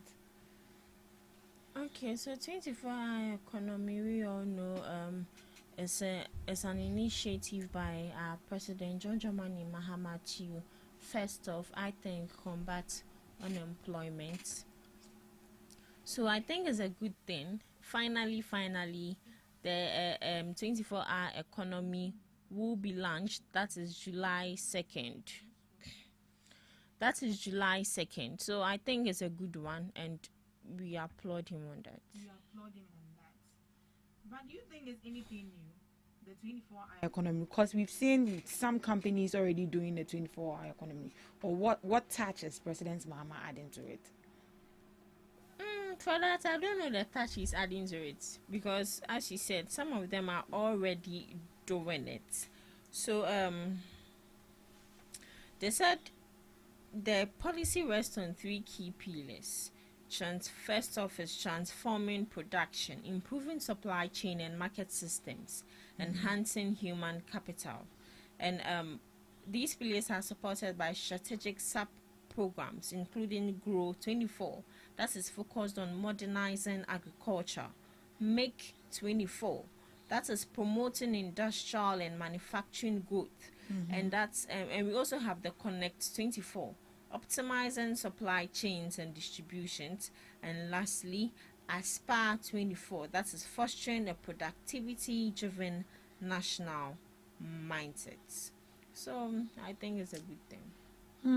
Oh yes, it's a good thing. The 24-hour economy there is a good thing, because it's going to help us too as individuals. Because if you've closed from work, maybe you're at work, and then you have to visit the passport office, and then you are tight within the day, and then at night, if you can go to the passport office and do what you have to do and then come back, I think it's a good cause for all of us, and this is going to create employment for others as well. But looking at this policy, which of the sectors do you think they really need to run 24-hour? For them, dear, it's like already we have the ports running 24 hours. The passport office is said to also operate 24 hours. Some other companies, some industries and factories are also. But let's come to the sector. Looking at the sectors, which of them do you think, for them, there is mandatory for them to run 24 hours? For me, I think the bank. The bank. And if you have to do with the bank, we have to have tight security around. Even broad daylight. Yes, they are stealing. So the bank has to be running 24 hours. But sometimes with the ATM, you get there and they are telling you, excuse me, I wanted to use some word, but it's okay. You get to the ATM and then they are telling you something different. Sometimes you go to the bank, you want to withdraw money, and then they'll tell you they have closed. And you need the money to do something very urgent. It happened to me before, Papa, because every sector and the time they close. Some people close as late as 9 p.m. Some close at 6. Some close at 5. And the bank, they close. I think EcoBank closed at 4. 4:30 they've closed. And recently they sent me a message that I think they have a month that you're supposed to pay tax or dues to the government, and they are saying that because it is due, they are working from 6 to 6. I got pissed off because this one has to do with tax, so you are working 6 to 6, and sometimes you need money very urgently. You get to the bank, they'll tell you they've closed. Close now, more closing. We have people coming in there and they'll attend to the person. But you will go in there and they'll tell you they've closed. So with the bank, they should work 24 hours. But you see, bank too has to do with money. And as you said, even broad daylight, armed robbers are all around. So if the bank, as I said, has to run 24 hours, then the security there must be very tight. Must be very tight. CCTV all around. I know we have CCTV in the banks, but it should be more, and there should be security like everywhere. And one problem I have with the bank is why is it that when a bullion van is moving around, it's making noise? It's making no, they are asking for way. No, you are rather attracting the attention of armed robbers. But immediately you see the bullion van, you know it's a bullion van. Yes, I know, but like so I learned that sound is actually to distort your mind, like for you to guess where the sound is actually coming from. That is why when the police is here to arrest you, they also can't make noise. So it makes you distorted, like it creates What that is kind going of on? confusion in your mind for you to makes it hard for you to find out where exactly the vehicle is coming from. But with the bullion van, I think it's also for distortion, but I think it's to also pave way. Because for bullion van, you're not even supposed to stand in No, you're traffic. not supposed to stand in traffic. Yeah, No. right. You're not supposed to stand in traffic. But the noise, for me, I believe like they should stop it. They should stop. Just as you said, if you see a bullet, then They should unless just an be illiterate quiet person and just move, and then you move, but there should be tight security. Like you see, before a bullion van, there is a police escort, and after a bullion van, there is also a police escort behind. I think they've even stopped that. Now the police sits in the car with them. And free, you know. Some time ago, they killed a young police officer. A young police officer. Very sad. Very sad. And you see, with this issue like this, there is an insider. Oh, you think so? I believe there is an insider. With regards to the murder that went on. Oh, with regards to that and some issues that have occurred with some period of time, I believe there is an insider. Because if you are going for money, how come the robbers were able to know the corners you are, the time you arrived? There is an insider. Oh, then I think our security system needs to be more vigilant. Exactly. Yeah. Miss Regina, which other sector do you think need to adapt the 24-hour system? Or for them, it should be made mandatory for them? Any sector that deals with manufacturing, production, I would say that sector should go into 24-hour economy, because I think that since we deal with a whole lot of things, production of more stuffs, and we really buy more stuffs. Yeah, so production, manufacturing, it can be anything. It can be anything of manufacturing. It can be anything of production. I think they need to go into the 24-hour economy. Yeah, so that is it. That's a bold step from the current administration, bringing up the 24-hour economy, the 24-hour policy. And then Backbin is saying that they are going to introduce it in Parliament. It means that right now in Parliament is going to be running 24 hours. Yeah. So you can go to Parliament at any time. At any time. But just know that if you are going at your own risks. Exactly. All right. Moving on to our next Just by the Way. So, U.S. visa. You know, getting visa, especially when you are going to the USA, is very, very difficult. It is. Like, you need to obey. Like, you need to be obedient with every documentation or anything they tell you to do. And now, U.S. Consul General has come out to say that your social media activity can affect your student's visa application. This one there is to be the Gen Zs, it's to the youth. That Straight means that bullet. if you have any intentions of studying abroad, you have to be careful of what you post on social media, because they'll be scrutinizing all of that. They are watching. So if you have anything that is uncalled for on your social media platform and you're going to apply for a visa, kaba immediately go and delete it, because if they get to see it there, they'll disqualify you. You won't get it. Yeah, so that is coming from Consul General from the USA. What do you make of it? The demands and applaud. Oh, you think it's good? It's good. Hey. It's good. It's going to prevent some people from going. That is why we have people going and then they are doing, scam, fraud scam, is it sex scam? Romance scam, fraud, yeah. romance fraud and stuff.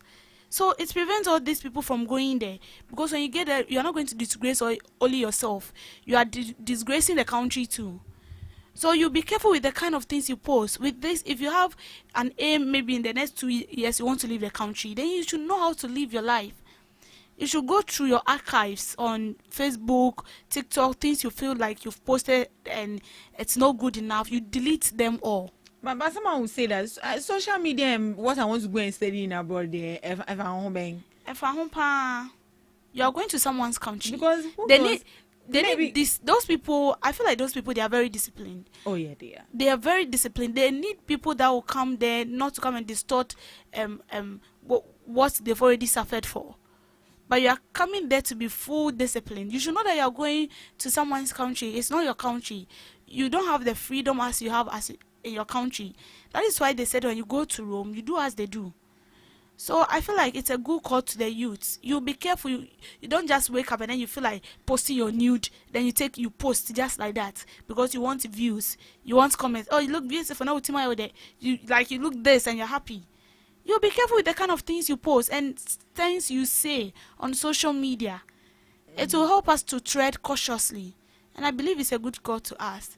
But if you feel like you don't want to travel, they are hard here, then please have your way. But who knows? Maybe the kind of life I live on social media is not what I am in person. Maybe I just post it for the views. That is a mistake we do. Oh. That is the mistake you do. See, what you post there depicts who you are. I know people who speak profane words, but they don't do it. Oh yes. Like they speak profane words, they do like they say it as if say they've engaged into it, but they are not like that. But you see, someone who listen to you speak the first time, and the person can just judge in his mind who you are. So what you do physically, like how you move, how you carry yourself, depict a lot about you. So we should stop that notion that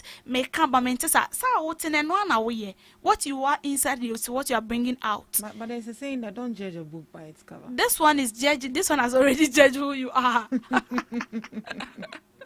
Miss Regina. Yeah. Do you think they're overstepping? Overstepping. Because social media, what I want to go and learn. My social media life is different from who I am in person, and even what I want to go and study. They are not overstepping. It is their country. Yeah. And it is their rules. If you can't deal with it, back off. Yes. Ghana can as well also adapt to that. But Yakoya Ghana as a free country, be out to me remove just a procedures near shut down a moon twin trains. With this, I saw it on a friend status where Okoje visa or Pevesa, and they gave a sheet with that written on it that she should write at the back of the paper her social media names, and she should make sure that the social media is set to public for them to be able to access it. And they said that if it is not public, it means there's a question mark there. Social media is good, but how do you deal with social media? What impact that social media has, should I say, on your life, or how do you use it positively? We all would agree that the youth of today are overusing social media. They just wake up, post a whole lot of things on social media. They just wake up, then they'll start insulting people on social media. So I always have a problem with people who drag each other on social media, because a time will come where someone will reference you to that video you made. But the nipa who was social media because of what she said. So with them implementing it, it is a very good thing, because you can't leave your country, Ghana, or any other country, and go into someone else's country and exhibit that like a dialectical attitude you are portraying on social media. So you are saying that now what the person is posting on social media is not who the person is. Who you are is what you are doing on social media. You can't tell me that you're a good girl, then you'll be posting a whole lot of things social media. Oh, it's just social media. But in real life, I don't do that. In real life, and you don't do that, and you have those clothes. Packaging. It's packaging. Branding. You brand yourself well on social media. Hey, then brand yourself positively. Right. So other brands will see you and patronize you. Right. Imagine someone having on TikTok. There's a young lady who has a business account, and that business account, she sells lip gloss, and she uses that same account to drag people. She uses that same account to come on TikTok live and insult people. I mean, seriously, your business account, who would even patronize your business? What if other brands want to patronize you, or other brands want to use you as a face for something, or a brand ambassador or something? With even that video, they wouldn't take you. So social media, dear, please learn how you use it. It's true. Like, is it Angel Styling or whatever? Yeah, Angie Stylish. When her leaked videos came. You see. So imagine you are going for an interview. Right. You got and the video is in front of you. What will you do? They will not take you. Then you start blaming your grandparents. Oh man, Yeah. It is your own behavior. We need to be careful. Let no one give you pressure. See, it's your life. Oh. You know how you want your life to be, so you leave it as such. You just have to be careful, because at the end of the day, to come back hitting you harder. What if in the nearby future you get an opportunity, and then you get there, and then all this? Because see, those people that they've been appointed by the president, I'm not sure the president just appointed them. They did a background research, and sometimes you are there, and then they'll tell you, they'll remind you of something you said some years back, and they'll ask you to defend it. And then you get such appointment, then somebody goes to bring up your leak. How are you going to defend yourself? So we just ought to be careful. Well, but do you think, in a way, the youth of today, we are not utilizing social media well? 100%. In what sense? We are not utilizing it well. Oh. You see, it looks like we, the Gen Zs, our understanding of social media is very different. We see social media as a place to have fun, as a place to expose yourself. And the trend of nowadays is like, you expose yourself, you get more likes. You expose yourself, you get more comment. And you can see someone producing a very creative content, intelligent one, of course, educative content, and then you see 2 likes, 10 likes. It even discourages you to stop. Yes. And then you see someone half naked, completely naked, and the person is about 10K. Like 200K. That should tell on you that 5,000 comments. we like bad things. We like Exactly. like we We are the like one promoting it. Thank you. That's the Right. word. We promote like bad things, and so that kind of mindset is within us. Mr. Miyanisa, and truly, when you expose yourself, you will get the likes. Oh, you will trend. You will But if you want to trend. trend positively. We have people that are producing positive content, and they are making it. So you ask them, you go to their DM, how, like Ebani say, maybe you are supposed to pay, because of late when you post a video on TikTok, I don't know for you, the TikTok will give you a message that is going viral, so you have to pay some money, dollars, maybe $1 or $2, and then they'll pass your video across for people to see, like, to get more views and more likes. You can actually go that way. But if not, and you want to be exposing yourself, Gen Zs, we don't understand social media. We don't. And because very sad. we copied blindly too, we see people doing it, and so we also want to do it. We don't understand what you are doing, but we are also doing it. We're also doing it. Miss Regina, is there any other you want to add? Yeah, she has said it all. She has not said it all. Youth of today are not really taking advantage of social media. Social media is a very strong tool. Yeah. If you use it really well, if you use it positively, it's a very strong tool. It is a tool where other people can reach out to you in terms of business or anything. It's a tool where you can be promoted, you can promote your businesses, you can promote your ideas and all that. If only you are using it well. As we are also saying, we as individuals also promote bad things on social media. Yeah. Because as you are saying, you can go into someone's account and the person is posting good things. Let me use this. There's a young lady on social media, TikTok specifically. She started posting normal videos, but it wasn't really going. But the moment she started wearing revealing and short things, boom, it will go. and the video started trending. Bad news The spread video faster. started trending. I Yeah. was like, so I had to go back to her videos to look at, and the videos Nina say, and drew the list I be drew 200. Drew I think the reach it drew 200 and it drew 200 and I thought that 197, 150 say and less comments, less views. But the moment she started doing revealing things, 13K, and you can see the number of shares on that video. Yeah, people will share it. People will share They will it. help you share. They will help you share And it. one thing about social media is that the internet never forgets. Never It will forgets. come back and invite you. And I saw a video of one young lady also, her leak by, and I don't care. One week a bit trim, and I was like 1 week. 1 a bit week trim. is going to be there But forever. what you are saying is very true. Aye. Some parents even support their kids Wait. because with the Angie girl. she said her mother is even in support with the video. So you the people I don't like, hear them. observers are worried. Observers are worried. Yeah.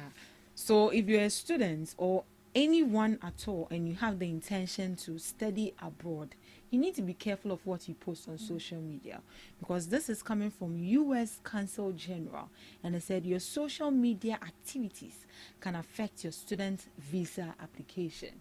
So please don't go and then they'll bounce you. You come back and you say that and you feel for a bit. Aye. Be careful of what you post on social media. And then again, if you are going to apply for a visa, check yourself. Go back to your archives. Go back. Go into your social media space. Go there. Go into the accounts and go and see if anything is going to restrict you or hinder you from getting that visa. Delete it immediately. And I guess with that, if you go through all the processes legitly, you get a visa. All right. I think this is where we end the Just by the Way section. We'll be going for a quick commercial break. We'll be back with the main discussions.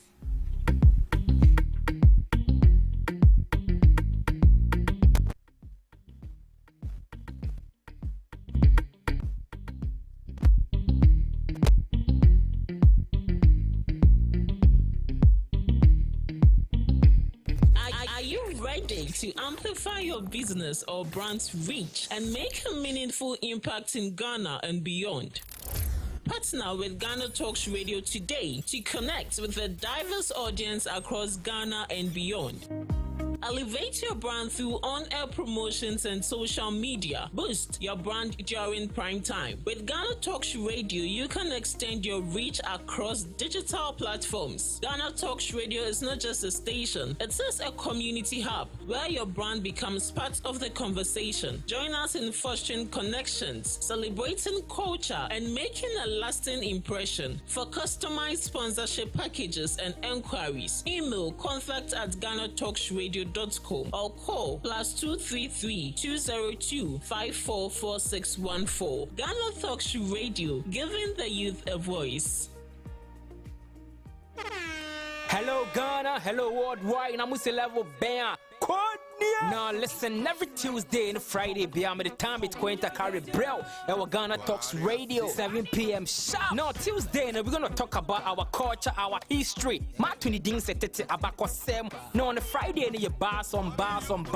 You better rap, you better say it. No artists go join me in the studio. We're gonna discuss about music and business.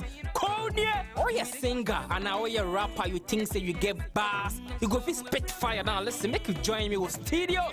Our Ghana Talks Radio, and yes, say then our day. Me say download the Ghana Talks Radio app, no, our Play Store, any App Store. Not tune in, and say this is what you see. Baba live on Facebook, Cointakra, any Ghana Talks Radio page, and this now listen. I bet you fire 1 year, Konya, Wading, Jajan.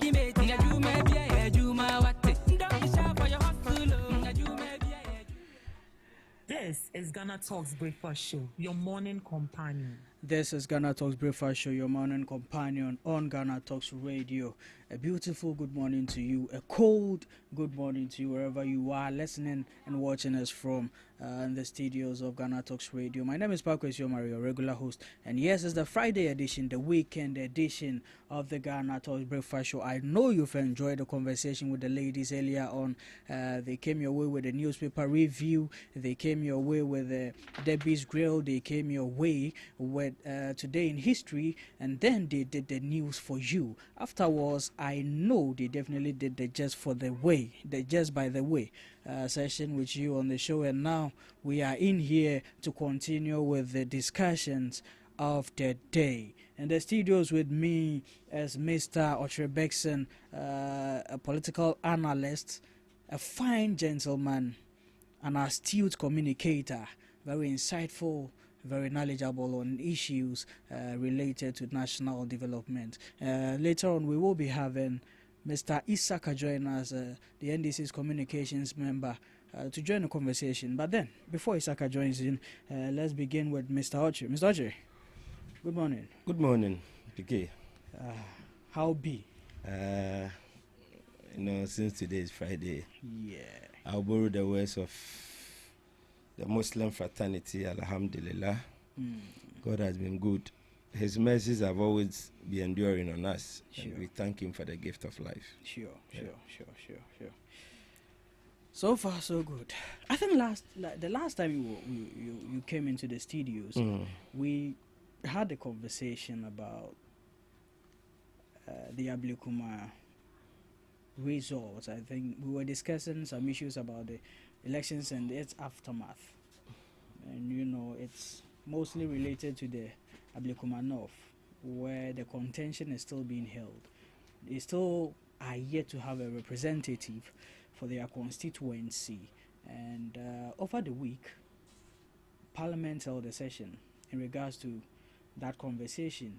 And it was proposed that maybe a rerun should be held.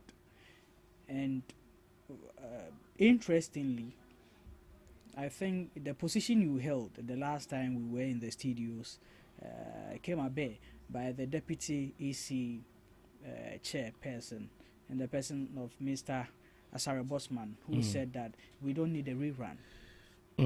We have a collated results. The results are there. So they just need security enforcement to be able to declare the results.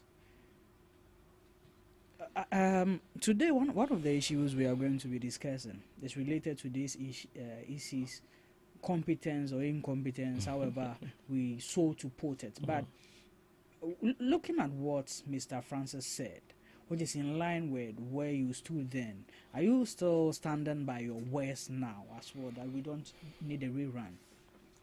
PK, good morning once again. Yes, sir. And then good morning to your cherished viewers and listeners, GhanaTalks Radio. And then good morning to the very Ghanaians that always make time to listen to us. Sure. You see, PK, I've always of the view that you should never subvert the will of the people. Okay. Never subvert the will of the people. Because when people have confidence in the system, and then they leave the comfort of their homes to queue, all in the name that we want leaders to represent us. We want leaders to go and do our bidding. We want leaders to make sure that our voices are heard. Now the voice of the people to be heard. Now the stance of the people to be heard. Then it means you are subverting the will. Okay. And it doesn't help in an aspect which is termed as one of the tenets of democracy. Assembly this year, the good people of Ablikuma North went to queue, casted their votes. Election was able to bring to a closure at 5 as stipulated by EC. Counting was done. But along the line, Obian producing a pink sheet. No one who say already quickly or say marry me pink sheet, a biaira, intisadia here and there, trying to destabilize the entire system. So then they have to bring the whole system to a halt. And we have gone in to go and swear in members of parliament. Until today, these people's voices are not heard. Why are you subverting the will of the people within that constituency? I have said it count without number that we don't need a real run in that constituency because there is a winner. For Christ's sake, the free woman won. Okay. And you shouldn't subvert the will of the people. You know, the last time I was making an analogy that when you go to Ashanti region, it is deemed, and it's true, it has been proven time without number that constantly and consistently, it has been a stronghold of the NPP. Okay. And the NPP win massively in Ashanti region. But the 2024 election, then DC was able to make an inroads in Ashanti region. Okay. They won some of the seats. NPP could have taken advantage to say that I had him, and over the years I had winning until I'm more winning cry the Takashi Jeff in. But it never happened that way. Okay. It went in the favor of the NDC because duly and properly they won. Greater Accra, everybody will admit the fact that the NDC won. They won Greater Accra massively and overwhelmingly. Okay. But this very particular constituency that never went in your favor, you want to go all possible means to get it in your favor. Why should that be? Why should that become the reason? Bebrebe na winni and obi anu antwi protest. No no ne dey ba akopena be candidate because senumpo NPP NPP doesn't even have to 6 seats in parliament now. Okay. You still control the major majority. Yeah. So why so be there no na any there na won winni no. Uguswa one twon direct. But you see, I'll not blame them entirely. Over the weekend, I wasn't so much surprised when the general secretary, when the national chairman of the NDC, Johnson Esedun Ketia, was calling the head of the EC and the net board. I was extremely happy because you see, say Jumano, now you are sleeping on the job. Reset in the Bible say the reset maybe the Bawabuano. So you also believe that the EC needs to. Now the ACC. But here is in the fault. And I say, because right now. Because if EC you need protection. Look, the time Dampare was there, for me, I'll forgive him, I'll pardon him on that. Because to some extent, maybe he was protecting his job. Okay. Into when to me stamping authority, me and Koshe, Adewe, I'm a man come protection, I'm a year Adewe and few. Your onu is in. Yeah. Your onu by Obebro by 4 months too. Yeah. What is keeping him to at the back on to stamping authority in this? So please, this thing we don't need a rerun. It is clear on the face of it. It's evidently clear. The NPP woman has won. Let's go do the coalition as it is. Present your various pink sheet. Let's declare the winner. Because remember that PK, we have a track record to this. Yeah. A constituency in time past that Ghana, it is the Electoral Commission that creates a constituency. Sure. Are you getting it? Yeah. Now the people of SAR, they were denied representation. Are you getting it? Yes, for good 4 years. Nasabi, when no one kasa is they've been represented over years. Yes. You are denying them this time round. For me, there's nothing. There shouldn't be anything like rerun.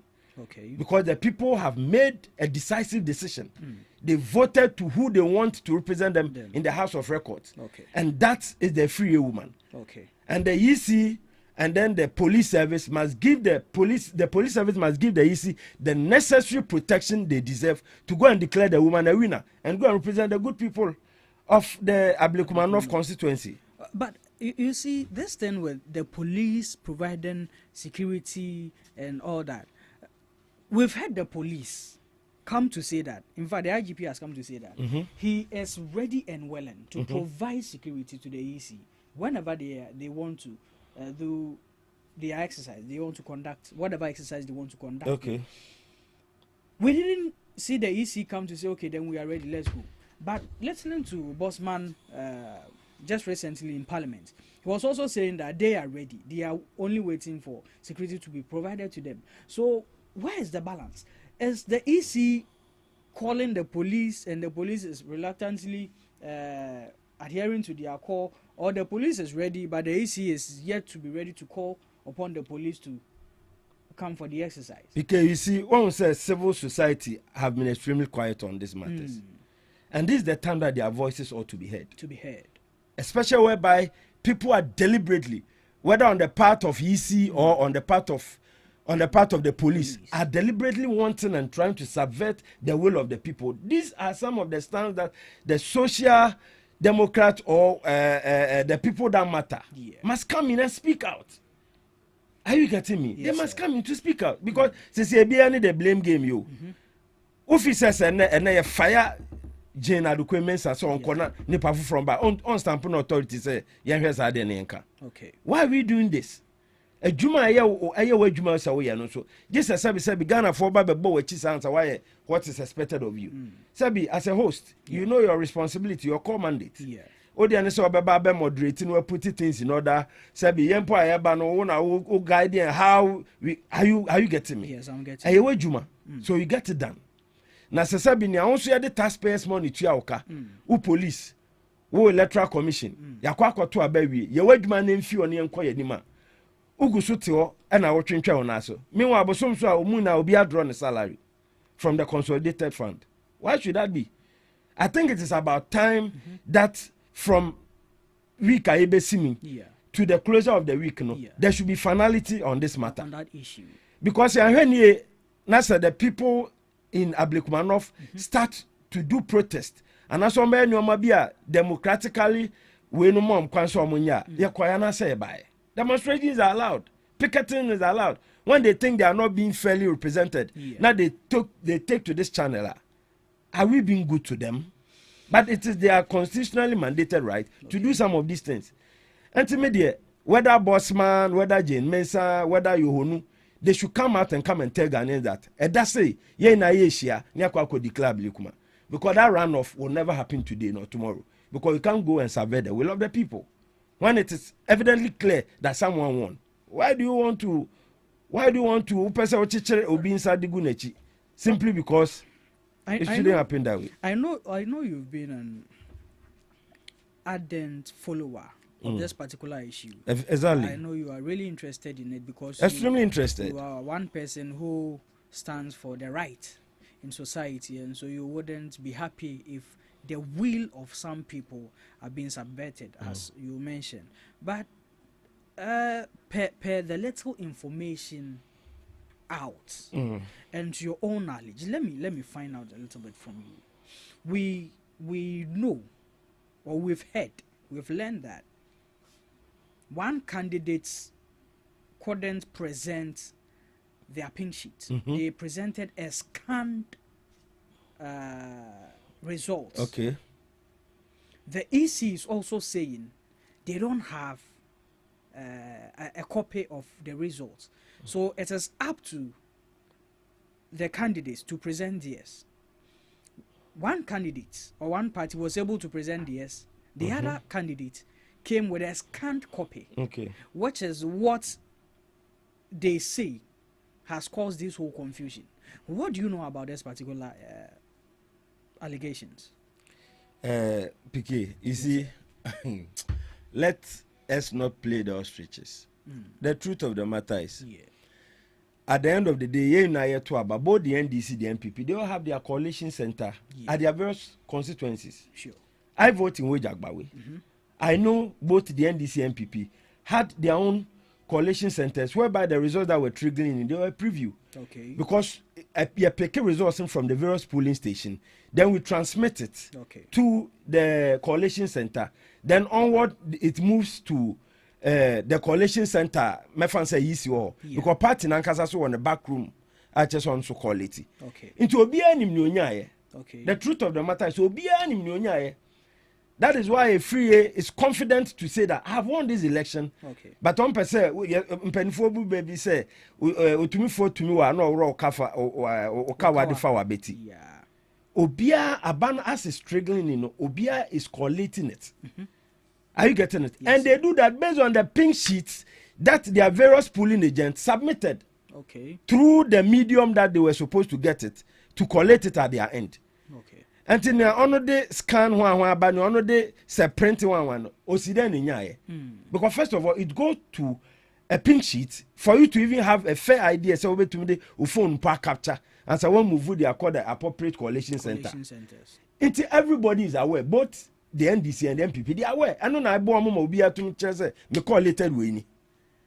Are you getting it? Yes. It is a high polling station A.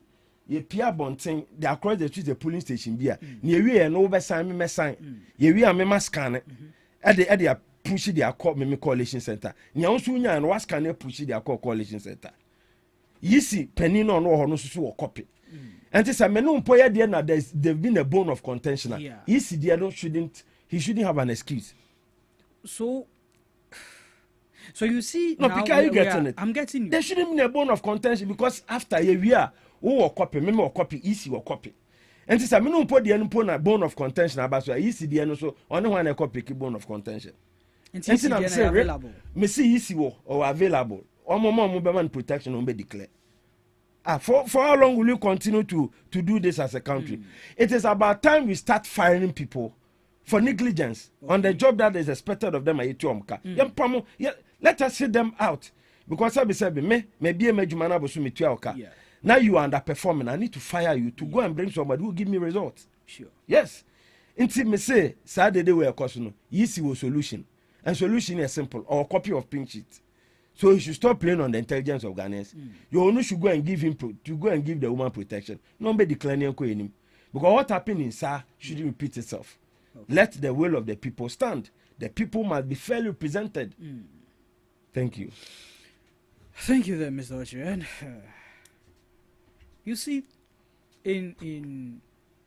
I don't know, but with all that is going on, isn't it so interesting that both candidates have been silent? You don't hear any representative of theirs speaking on this issue, nothing. Why do you think it's so? For me, I wouldn't say that they've been extremely silent. I think NPP, through the General Secretary, Justin Frimpong Kodia, officially has placed in a letter to that effect, copied the appropriate quarters, seeking for a response from them to come and give them the rationale behind the delay. So they haven't been quiet as possibly you are saying. Okay. We could see that even just recently, members of parliament from the minority side came together. They all made a work in relation to something of that sort. Okay. But we see, and they be ameka say, ya wamrao, and ya demra ne de bibia. Sure.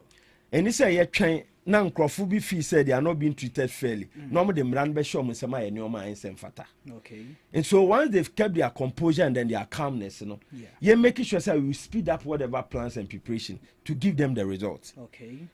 Well, yeah. Nti akwaya to say Bible mu oba akrafo mienu na ba akọ na ba wuye na quickly on ko fa ne kraba na ekodu ohin Solomon anim na she was advocating say eba ne ntwa mu mienu. Okay. So what I say? Once the other side now has been extremely you hardly hear them speak about it. Sure. But they are just behind the screen pressing the necessary hash buttons so that to come in their favor. Now the only name say any there no or famra kwanso or appeal that let us follow the due process to making sure that the people voice are heard. Okay. And that is what the minority is doing. Into mesre, we are one maya ye chichre. And to yen just an your may be a ye. Now you're making sure say the right thing is done. You're making sure that the right thing is done. Let's go and declare for the people because me run off them and now say your castle runner. Yeah. I'll stage a one-man demonstration. Hey. I am telling you, I will stage a one-man demonstration. And then it is within the ambit of the law for me as a citizen. Yeah. Are you getting it? Yeah. To do that, it is my constitutionally right. I'll stage a one-man demonstration about this thing because you should never subvert the will of the people. When people have gone to queue to tell us that this is the individual we want her to lead us. Now they all see that be, you use all foul means. Why should that be? So the answer there, they also go to other strongholds to go and tell them that I have to soon with him. Is that the level we want to get to as a nation?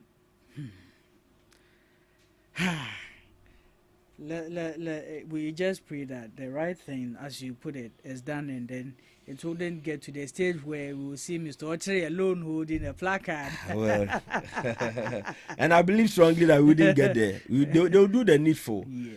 And when him say your station really go the extra mile, it goes that far. Sure. So IGP, with all due respect and with all humility and apology, we will call on you to step up your game. Okay. Madam Jane Mensah, we will call on you to step up your game. Because Ghanaians deserve better. Ghana when they went to the polls, yante yetim yakame. Gidi biamba Ghana and done it to say Sudan, Ghana and done it to say Liberia. But however, no, yenya peaceful election. Na yewina bibia peaceful there. Ye mania aka we chire so peaceful. Na to me and make progress as a nation. Okay, thank you there, Mr. Ochi. We are fortunate to have Honorable Isaka join us in the studios to continue the conversations this morning. But finally, on this subject matter, you keep saying that we know the winner of that. Who is the winner? Because it hasn't been declared. Ekwefri is the winner. Hey. And I still stand by it. And I'm telling you, the opa, my young conco collate, young conco the coalition said new year, Obeka me catch it. Okay. Yeah. Until I make us say both the NDC MPP. Omo now almost strong room, I will chira be a quality. Okay. Until now when we need no him. Okay. Until I said gymnastics, we should do away with the gymnastics. Okay. Are you getting it? Yes, sir. Yesi, why you ready? Also, what pinch it him. Say, me the crana issues by na obi quarry papers for parliament. Into me so marry media, and I'm your opponent. So I read media. Oh, true copy, true certified copy. Okay. Bring it out. Naf Yusuf Nafabe declare. Okay, thank you, Mr. Chair. Hey, party bar power. Big man, welcome. Well, you came to meet us in here, and since we are on that subject matter, let's look at what your party chairman is saying, that he is calling for the head of the EC. He is actually questioning the competence of the EC, that so far under her tenure, things haven't really moved appropriately. We've seen people lose their lives through elections. We've seen people not having representatives for 4 years and all that. And just the recent elections which was held, that brought you to power, we still have some constituencies which are yet to get their results declared and have representation in parliament. What do you speak to this? First of all, good morning. Yes, sir. Sorry to our listeners for coming late. I know they are going to pardon me because of the rain, but it's not an excuse. I was in the car, I was listening to my senior brother here, and he made a great submission. But when it comes to the issue of the EC, our general secretary, our chairman said it all. And you see, the EC is no competence. Because the reason why I'm saying all this thing is that I don't know why she's afraid of answering questions. I hope you're getting it. Until now, look at this is a threat to our democracy. Things going on pertaining the coalition of election for this constituency, right? Yeah, this constituency and the previous things that happened. You see, like, it's not right, and it's not supposed to be so.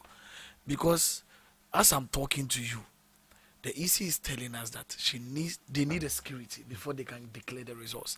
So why do you need a security before you declare the results? What are you afraid of? I hope you are getting it. She should just come out boldly all out to declare who the winner is. But because the process has not moved well, the process is not right. The reason why I'm saying the process is not right, you see, as I'm talking to you, even the EC don't have pink sheet. Some of the polling stations. And you are relying on some of the duplicates that the other parties are bringing. Although I heard they went into agreement, but it got to a time that we all saw what some of the presiding officers, which is returning officers at the polling stations, some were saying the signature on the pink sheet is not their signature, and some of the figures has been changed. So what is preventing her from doing the necessary thing is either maybe those polling stations, you rerun an election over there, or take measures that you are supposed to take that you know that is going to benefit both parties. Because as I'm talking to you, you need security to declare the results. Why do you need security? Because each and every day in, day out, every declaration of results, there are security over there. I hope you are getting it. So the issue of the EC, from the leadership to the end, I think they have failed Ghanaians, and they have failed Ghanaians, and they have been given a lot of time to do what they are supposed to do. And as I'm talking to you, you don't need any security from the IGP before you can declare your results. Just go all out, declare the results.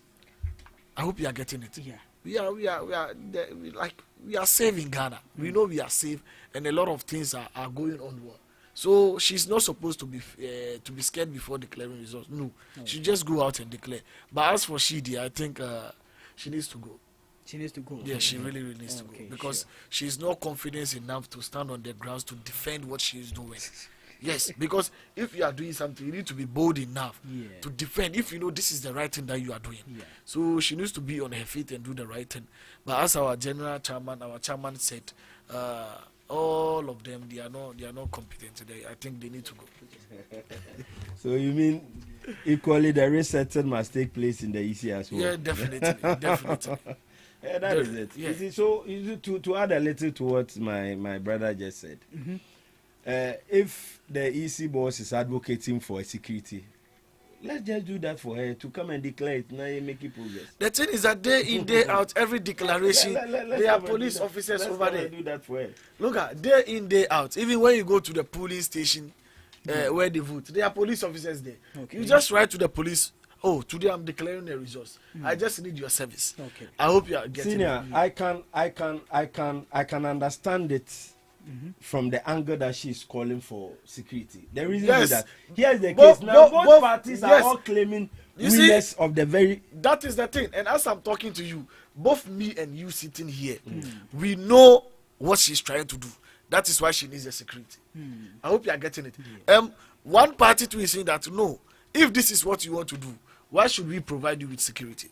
Okay. I hope you are getting it. Yes. Because the other party is having like a concrete evidence trying to let you understand that you, the electoral commission, you don't have your pink sheet. Okay. You are not supposed to you are not supposed to depend on one party pink sheet before you can declare your results. Okay. I hope you are getting it. Yes. So she should just do the right thing. I heard they declared almost some of the police, just left with few. And you see, you are claiming you won. Yeah. The people who voted for you, they are in the polling station. Definitely they will vote for you again, isn't it? So if she's not seeing the pin sheet or they cannot find the accurate pin sheet that they are supposed to collate, they should just rerun election in those polling stations. That is all. Okay. Well, you see, the EC is trying to do his last job. That is the truth. The EC is just trying to declare a resource and resign. Oh, are you sure? I'm telling you. Why would she resign? It's either she resign or we sack her. The president is supposed to sack her. Really? Oh, why did they sack this Charlotte say? But is it the same scenario? Nipe reset in the barber account. Now go through waste time. You see, go and declare and go and rest in peace. Yes, Opeso here the last one. Last one is in the ANC. Opeso here the last one. You see, the plan is that let's go all out. We know they will sack us. As soon as they are done with Get You Tukunu, they will count on me. So do you know something? Let me just declare the results and be free. That is what she's planning. Okay, thank you, Isaka. Mr. Bigay. They're easy. They are calling for your head. NEC chairman. Okay. Or doubting the competence. So far, looking at her tenure so far, we've seen people lose their lives. We've seen violence erupt in various centers of elections. We've seen results being withheld. We've seen constituencies going years without representatives in parliament. And all this is why he is calling for her removal, because her competence is in question, looking at her service to the nation. What would you say to this effect? What do I say about this? Is it a rightful call? And I say it's a call that is unworthy. But interestingly enough, Isia Omaba over time from Afarijan right to Jane. The attorney say, Obi Otia Bembia no you're comfortable with the EC of the day. Otia Bembia no you're comfortable with the EC. But the moment ono Otia Bembia you're comfortable with the EC, now your opposition will have problem with the EC. Okay. Sabi, general speaking, chairman speaking today. Some time ago, now Kasa say, Tesia NPP for no more PR work at the electoral commission. Okay. Are you getting it? Yes, sir. And what has changed today? Me, I am of the view that Obi ade adwuma be hye wonsa say ye bia no. Ye na ye adwuma ne ye na my results. Okay. And until na say be the taxpayers money di tua woka. But however, say you tua woka na wo da e wo adwuma no so a emra ma ho kwanse say pam. Okay. Because even individual ye adwuma krampo no. Wo fo obi adwuma na nipa no one man KPIs on fine ejuma no ntumi and live within the KPIs oh tumi so obepam no afọ obi obetumi abe ejuma na ma Okay. and he said Charlotte say for reasons best known previously evidences here and there her head was called for her to put down her job na say mami we so na ejuma oye no ebi ani o yakwa akoto abawie brabe declare winner mayen they see ne untumi ma winner and untumi ye declaration yeah. but ugo so to o yes ade we no every month be our salary hit to account mako yi are you getting it? Yes, sir. And to me I am of the view that say ejuma no ye na onye ni yes ye pam na dey obi foforo ba no ba be ejuma but however the other leg of it is that should it always be that aban besesa bia ese yisi penin so ese pam na na and say yisi penin bia ba he must come and do the bidding of the government of the day don't they have clear conscience to do what is right for the good people of Ghana and that they should always be more like bootlickers and do things in favor of the government of the day? Is that how we want it to be done? So these are the leg of it. Senipani ejuma no onye ni ya media with all honesty and with all sincerity. Yam pamu ni pano because ejuma nso eni. I stand by that. Okay. But then say be man ni be to say yen to me buy no ni eni pa ya appoint wo ba be pamo no. Nti say enso ya ba enso ya be pamo we de aba.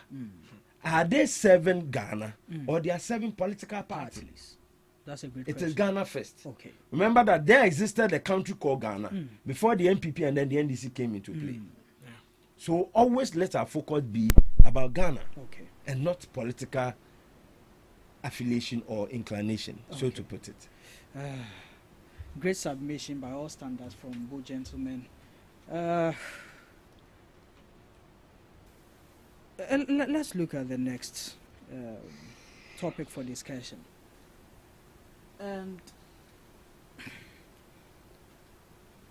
some few days ago, 2-3 days ago, we were called as a media house to notify us on a press conference, a press briefing, which was coming on. And we realized it was coming from the Chief Justice. She is not removed yet, so we will still address her as once a judge, always a judge. You are suspended. Okay. Our suspended. We have acting Chief Justice. Okay. So she is suspended. Suspended. Okay. Yes. You're not clear. Okay. So yes, the suspended Chief Justice, Madam Gertrude Tokonu, and you know, funny enough, most people thought she was about to resign. She was having that press conference to call on her own resignation. But she actually, through that conference, made it clear that she is never going to resign. she will fight the battle till the end because she feels and believes that whatever is going on, the process with which she is being suspended for, the purpose, the process, and all related to it is unconstitutional. In fact, she stated that she believes that it has a political motivation behind it. And right afterwards, we saw the spokesperson, the presidency's communications person, come out to debunk her allegations that whatever is going on has no political motivations from the NDC or the president. They are following due process, and he stated something which actually caught the minds of many of us, that so far all these allegations coming out that this process is unconstitutional, and yet nobody has been able to provide the breach of constitution with why they are saying it is unconstitutional. It's a tough battle. I mean, a Chief Justice seeking her reinstatement, people seeking the removal of her position and all that. This clash of a banter, what do you make of it as a whole? Do we really have a case against the Chief Justice? And if we do, is it genuine or it is just, as she put it, politically motivated? Omari. Yes, sir. On your constitution, baby, I abridge constitution. On chair. Only say that and she didn't be brave or you know. One chair baby back up where she say this portion or this portion you abridge the constitution. You see. It's not her fault. So, would dear Papa no san a canitina? No, be the only say, and I'm a Brammy.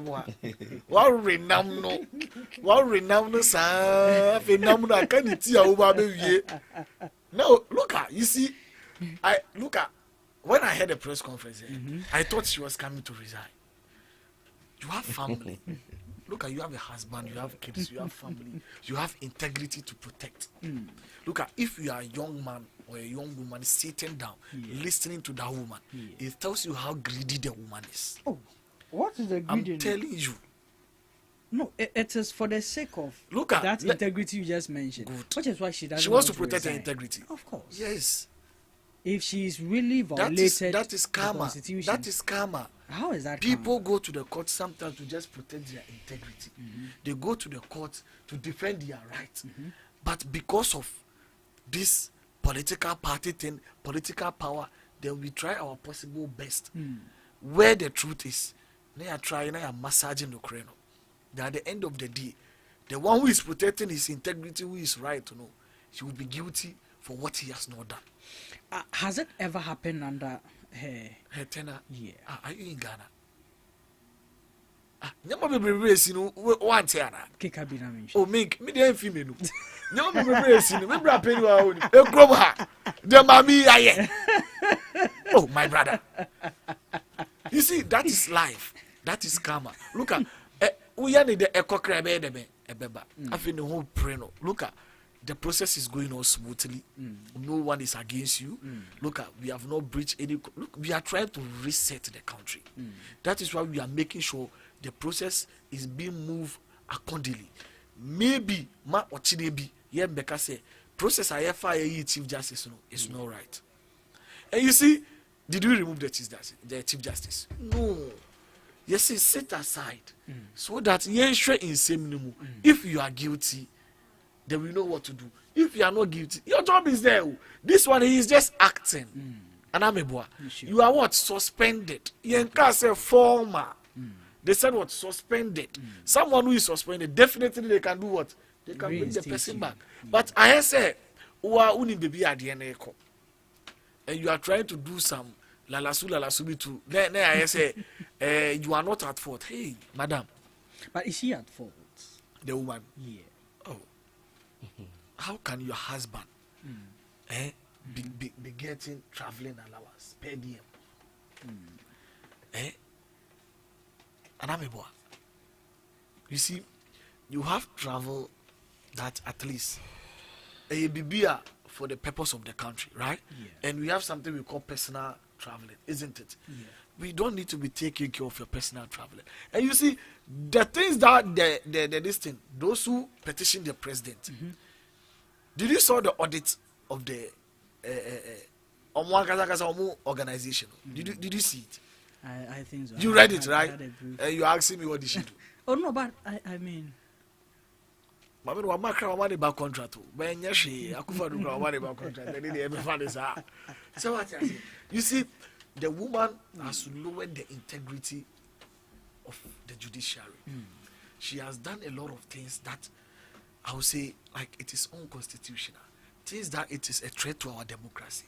Things that is going to bring problem to the future. And we are trying to reset all these things. I hope you are getting it. The woman failed as a Chief Justice. Mami Odina Kumbechi to do unnecessary things. I hope. Since when did we started hearing unanimous decision? It was on her era. Oh, but unanimous it is yes, we know it is something that it is there. But it got to a time, it became a slogan. Obiko court cause everybody can you know the decision already. You don't know your unanimous decision for one. How can you be predicting a case that has not even been settled because that the person they know the attitude. I say come on, only say Ronaldo di Messi womu. Eh, den kra ba ku be shegu. That is the what the woman left for us. And today you are struggling. Look at why the press conference. Well, the press conference was to let Ghanaians know that there is political motivation behind the treatment being political against it. Political motivation. Oh, so it's a payback. It's not a payback. Chachu cry in now to kun. The only the money chachu.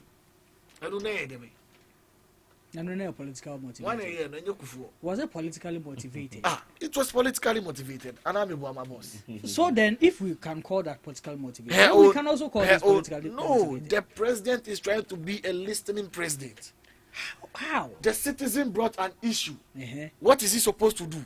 It was so share. Oh, when I'm with the Abba, need I have nothing against you. And all they call them a council of state. Oh, I say Munjin share the Ekos Unio Munye Juma also. Okay, she said that she wants to be given the privilege to do what? To cross. It is against the rules and regulations of the court. The Onuwa breaches several years until there's a resetting agenda. We are trying to reset the country. But was she the one who prevented us from engaging the EC? Was she not the same person? What are you expecting? Who you are more above Diana? It is coming back to you and you are talking.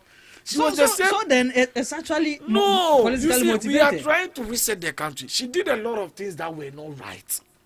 And now she's expecting that the things that she did that was not right today. It is okay. No. This one, Brother Nibeka has a precedence. Say what you say. We are following the rules and regulations.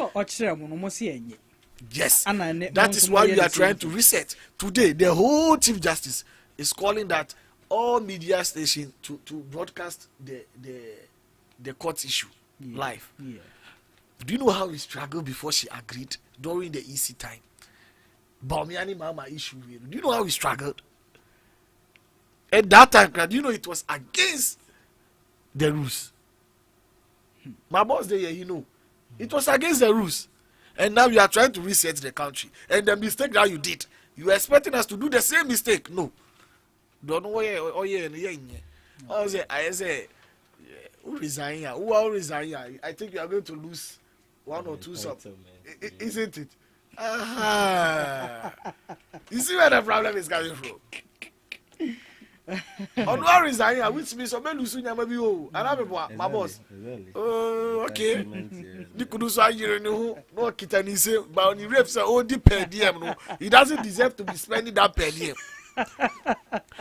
Your daughter was flying first class. Then I am I. Then I am. Let me tell you. See, the son of the vice president. Yeah. We went to a funeral recently. One of his auntie died, and our colleague, a police officer, he said, "Why is your friend doing that?" We said, "Why? They have assigned me to him, until now he has not called me." And we took him to come now. When telling me where my mind is, you know, me say I go walk with you. Maybe by this time Christ in the classroom teaching. Go to the university. By this time you see him in the class teaching. Sometimes we can walk. Look at, and yes, sir, the cars are not there, but he wants to live a living that at least ordinary Ghanaian you find it very easy to come close to him. You see that thing, but they have assigned police to him, a soldier. Like he has some incentive release and stuff that he is supposed to benefit, but he's not doing it. But I get you to never know what na first class. Me say, who's not na kujenu coffee. First class, you enjoyment. This are people pay the first class. You on social media. The enjoyment there. What na first class? Nani kunu omukoba. Na your man allowance. Something that, all those things, it was against the rules. Okay. And what was it? If you be a mensa, ask yourself, how did those petitioners got the audit report? Did you read the audit report? Okay, I think now we have RTI, so I mean it could easily be. Oh no, but requested for it was too early. It was no my medical we audit report no, but petition no. Look at Ghanaians were prepared. We were ready for this woman. We knew that we will get here. We will get here, and don't be surprised. Maybe John Dramani Mahama may still maintain as the Chief Justice. Okay. And I'm maybe you can say you know you fire the but no, the acting one right now. He was appointed by Kufuor, right? Into Umbekache say you know you nipa but no. Look up, we have nothing doing with it. Ye nipa. No. Okay. They are there for the country. Okay. Those who deserve it, they need to be there. Okay. You probably the Chief Justice, and this man was there. Look at Mami Endu no see. So is it part of the reasons why you want? It's not. Did the petitioner stated it? No. Okay. Mama has nothing to do with what is going on. Okay. Petitioner and the Aba and the Ediama Council of State. Almost the Omaya and Omaya and Omaya. One chairman of the Council of State.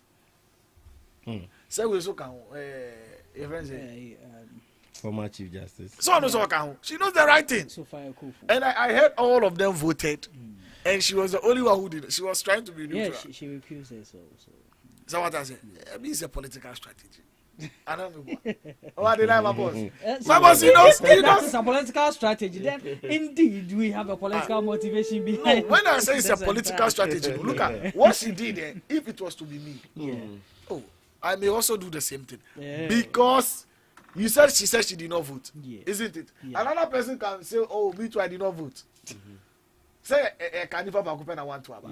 But she came out and said she did not vote. Or not to Aba. Is she not free? Okay. One, I say so okay. This one to be unanimous decision. She should be ready. All right. Thank you, there, Isaka.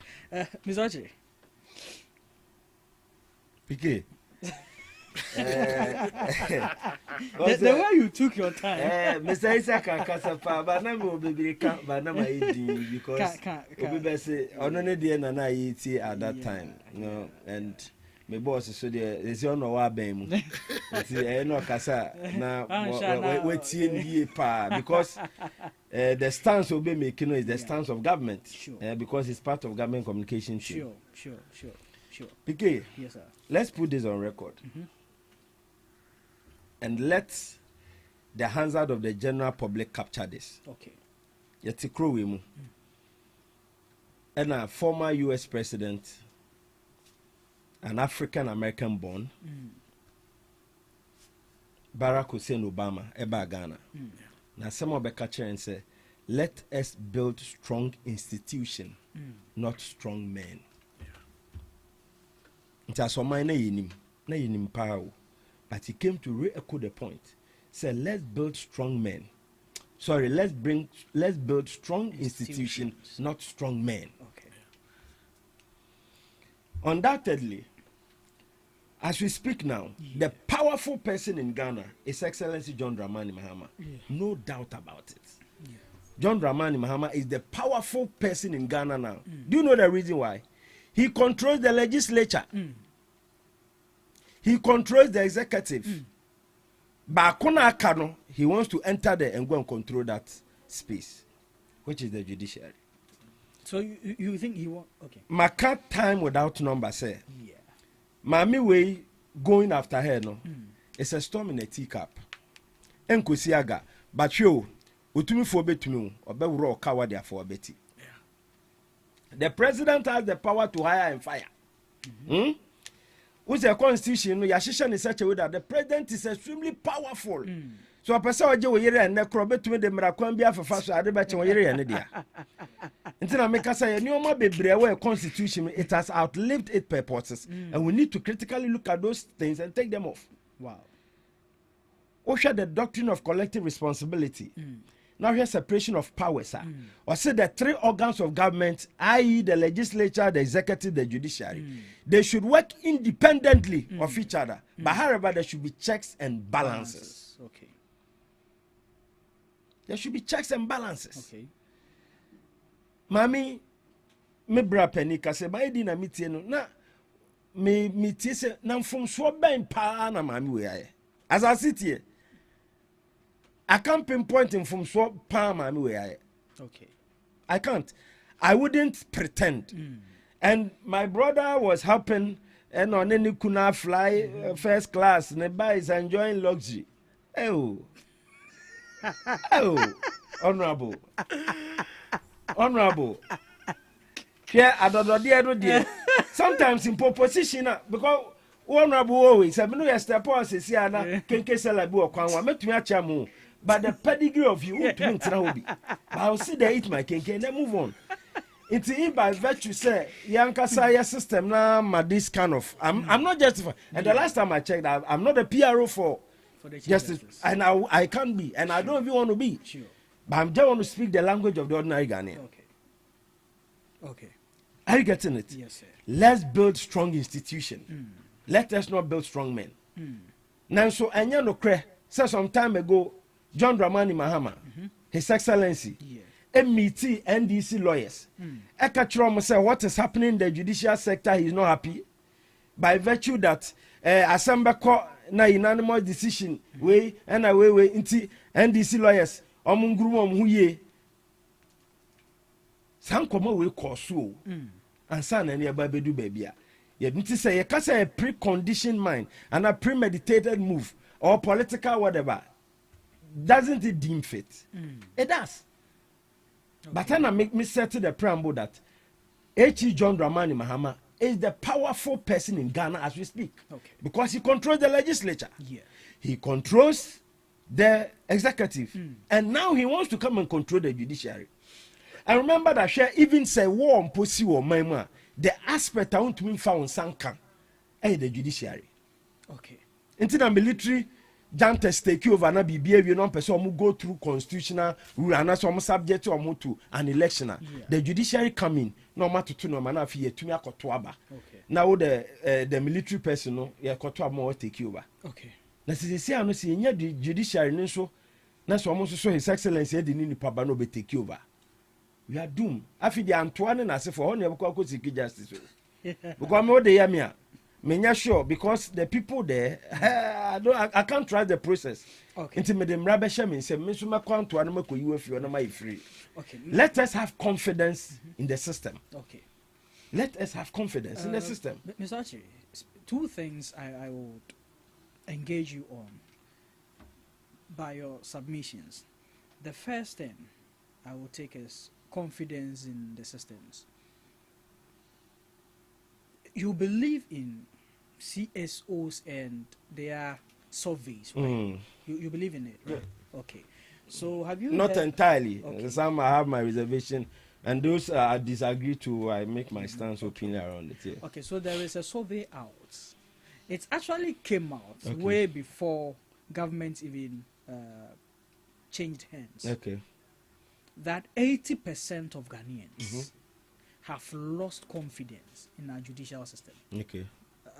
Are you knowledge to that survey yet? Yeah, I'm privy to that. But you see, one say, and I make say, hey, Ghana Hanon.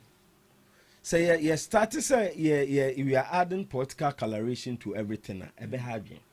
Oh no, but that survey. So the survey on the sample size or the survey, no, which are the respondents. There are some opportunity. I may maybe sir the relevant questions and what to buy so much into it. But hey, who lose confidence our judiciary anymore? I say what? Because me tell so if you come to any bomb asumpi, look at your body stature. I can't reply you. Me PA and my police station, my report to Yambe foul. Now, so are you getting it? Your body and stature, I can't fight you. Na sabi, I will follow due process into honor me PA and I'm smart my money. Say Anton Samfro. Now, Subra be in Sembiano. I think even though we might not have 100% trust in the judiciary, but we can't downplay the work that they do. Remember the same judiciary and they, the assembly. Eman send me coin in the favor of NDC, a bonsem mamo that they've done well. Look at the ambulance saga. Don't know about 2 and then my good friend Richard Japa. Yeah. It went in their favor. And my brothers on the other side, they were happy. because the judiciary has done the yeoman job. Okay. What you say? And then the money because so unanimous decision and then in your favor, and so we should crucify the poor leader. But remember that even in that decision, and your man so what of the other superior judges and announced almost they also want to. She's the head. Who appointed? She is the ultimate voice. PK, and I make us say yes I know. Yeah, be justify here and there. But for me, Saban be a ba no baby in the new chief justice. Are we building strong men? Or we are building strong institutions? But that also doesn't invalidate the fact that, and I'm not speaking for anybody here. Okay. I'm only speaking to the stance of what you are saying. Okay.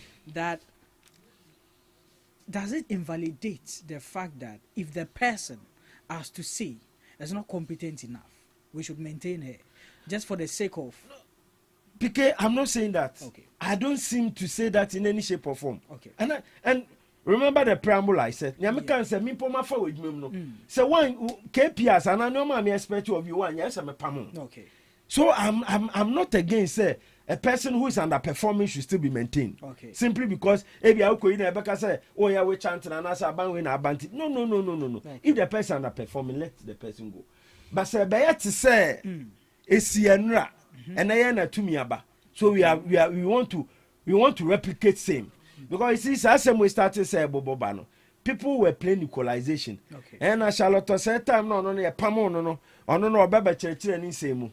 Okay. What I say? Right. And I won't know the Abba. But let's put it on record. The woman hasn't been sacked. She's been suspended. Exactly. And so my big brother here was saying that sure. President wouldn't have any interest sacking her to go and bring her very own. Okay, sure.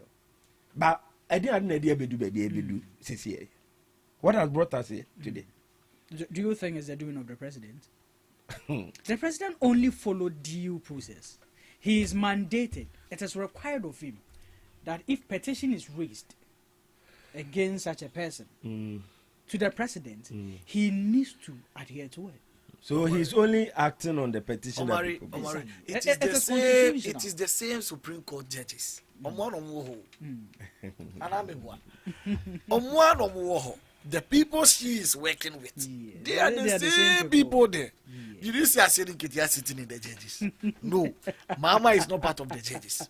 Okay. They are doing what they are supposed to do. Okay. I hope you are getting it. Okay. The thing is that the reason why concerns are raising is that the thing that you were preventing people from getting the privileges. Now, and today, my good friend will not even allow me to finish my time. Today you are looking for those privileges. To finish my time. The privileges that you were preventing people from getting. You see, I was the thing that she was preventing people from getting. That privilege is today. No oppressor privileges. Okay. To stand on. And let my brother understand. You see the ambulance issue. We all saw what the OSP did and other stuff. You see, there is concrete evidence. When the thing is no, and you are trying to twist the thing to be right, you'll be exposed. Okay. And they were exposed. So they were having, like, they have nothing to do than to make sure they give the verdict that they are supposed to give.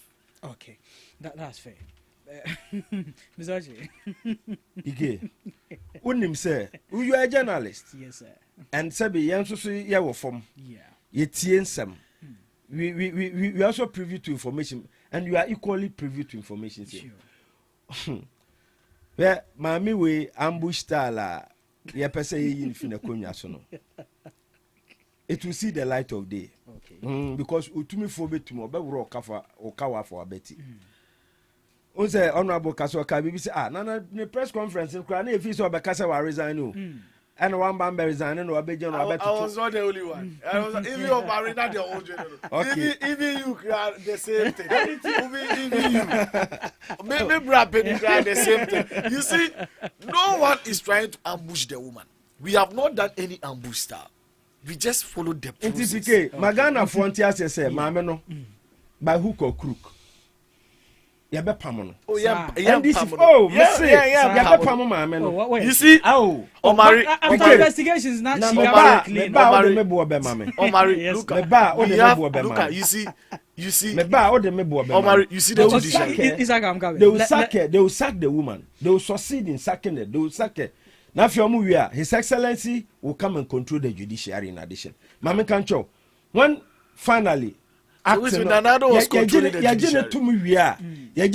The regional tribunal now and over years, no, they will reinstate that move again. And you know that is the right thing to do. I'm coming. Isaac, I'll let you have a rebuttal, but let me ask this. You see, I mentioned that I had two things I would ask you based on your submission. I've asked the first one. You've answered. Let's go to the second one. You also mentioned that the president is trying to move into controlling the judiciary, which is not so. Which is not how it's supposed to be, right? Okay. Last year, we were here, and we saw a banter between Parliament and the judiciary, where the judiciary was trying to impose an action on Parliament. There were some standing orders which is controlled and exercised by Parliament and Parliament alone. Speaker has that power, that control. Exactly. He gave his standing orders. And the judiciary interfered. Now, you mentioned checks and balances. Exactly. So definitely one needs to check. To be a check on the activity of the other, yeah. So, in this case, was it a check and balance, or it was an interference in another arm of government, which you just mentioned that the president shouldn't be doing so? Because what if the president, where he stands on the executive council, he's only trying to place a checks and balance on the other arm? Me that's it. PK, Niame can say. Yeah. Me can be for doctrine of collective responsibility. Yes. And I can be for checks and balances. Yes, sir. You said the legislature make laws, the judiciary interpret the law, the executive make sure that the laws are enforced. Is that not it? Yeah. Great. However, obi adwuma oye no.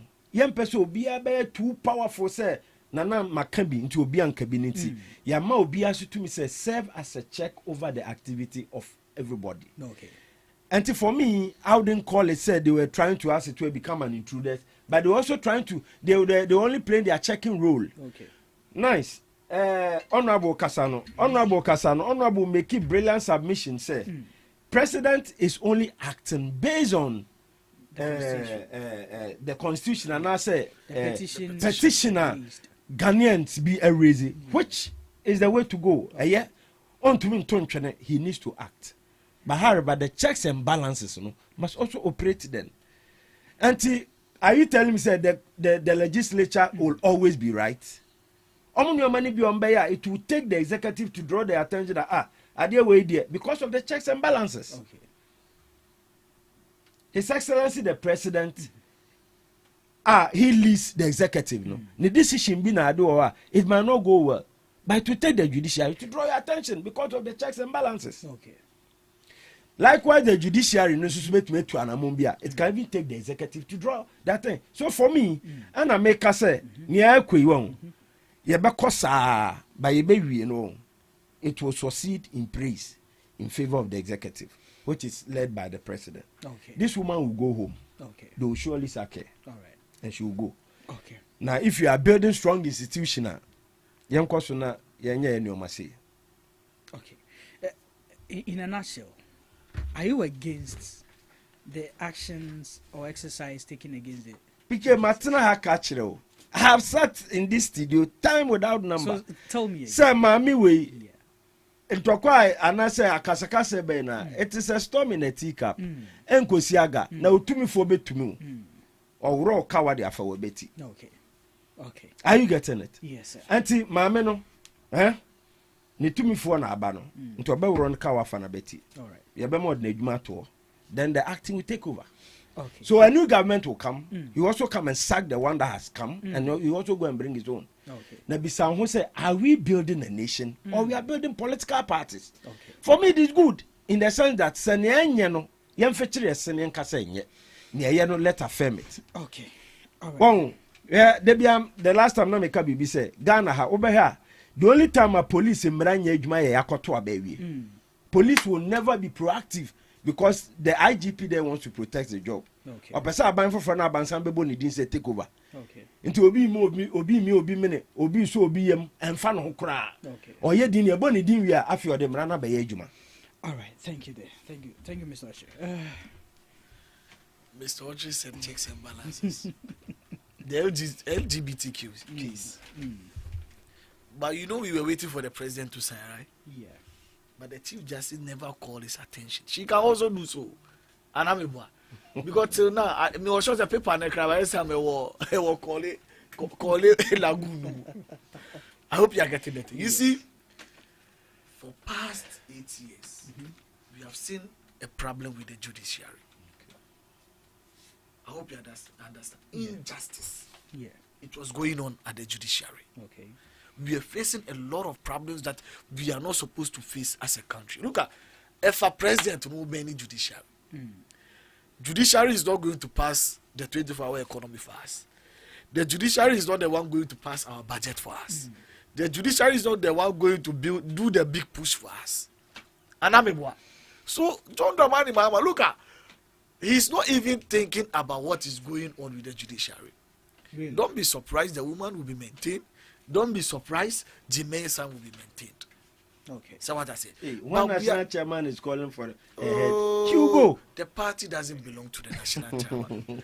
But you see, we are trying to reset a country that when you know, you yourself, you know, you did something bad, you did something that is going to, it's a threat to the nation. Then put it in mind, you go. Okay. That is the thing. Okay.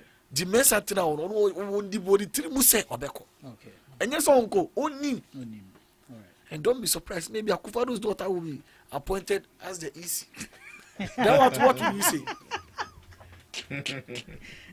we all know that's not going to happen. Wow. Why is it not going to be possible? I love the analogy. What's law background? Actually? You see, what, the mentality Ghanaian we are having is that today, imagine Audrey is the president, and he appoints someone as the EC, which we nipa no or Audrey nipa no.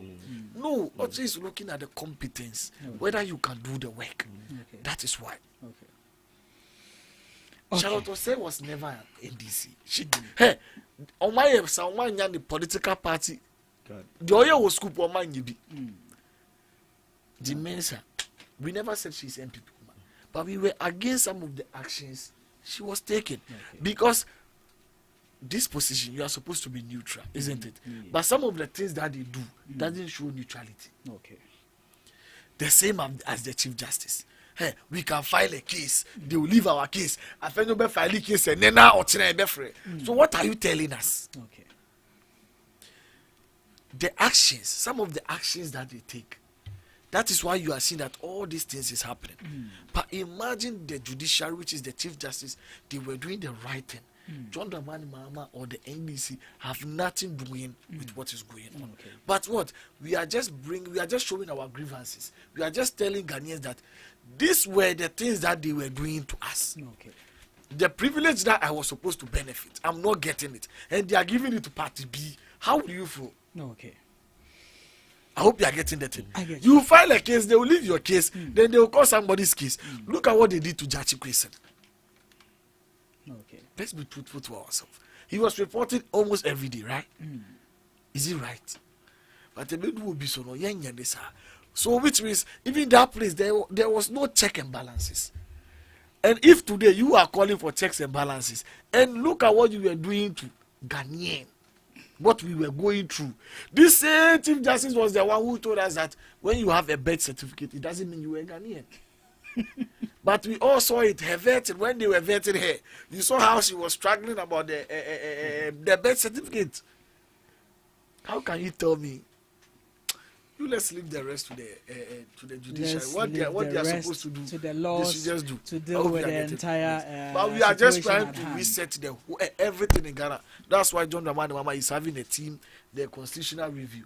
He knows a lot of things in the constitution. It's not right. Okay. And today, and I know in the next coming years, 4 years time, the MMDCs, president will not appoint them. It will be by what? By voting. Election. Okay. I hope you understand. That is where you can even have an MPP person who is what, or ordinary Ghanaian who doesn't belong to any of the political party can be an MC. Okay. We have those Based on people in our in our community. All right. I hope you are getting it. Sure. Yes. So a lot of things will be changed. Okay. I hope you get it. Thank Tomorrow I can hold my now when you are even going to do NIE, they ask you, where is your birth certificate? You can, but at first it is not allowed. Okay. You just need a guarantor. All right, thank you. Our time is up. Our time is almost up. But with our last topic, I would want us to do some two minutes on it, and then we call the shots on the day. We've just realized the president reshuffling some holidays, some dates, which were reassigned to certain teams and purposes, like the Founders Day, 1st July, the Republic Days, and all that stuff. There have been other changes from what the ex-World president assigned them to. Okay. It has been reverted to what we all grew up to make it to be. Let me take his second first. The way Mr. Chase. No, you see, this one is from Mr. Ochi. You see, there. I don't know also what can say. We don't make him. Can you make him? Can you make him? Oh, person would say Mr. Ochi. Another person will say Mr. Ochi. You see, let me tell you something. You see about what just went on. Yeah. I just realized that human beings are leading us now. Okay. You see, oh yes, some things are there. It is just logic and understanding. Okay. I hope you are getting it. Yeah. You see, our first holiday as Muslims was given to us by Rollins. Okay. I hope you get it, by Rollins. Because on that day, you see, it's a day that is a special day to us. And according to our mothers, then you even go and pray. From there, then you go to work. Recently, when in the university, on the day of the Eid, do you know we had exams on that day?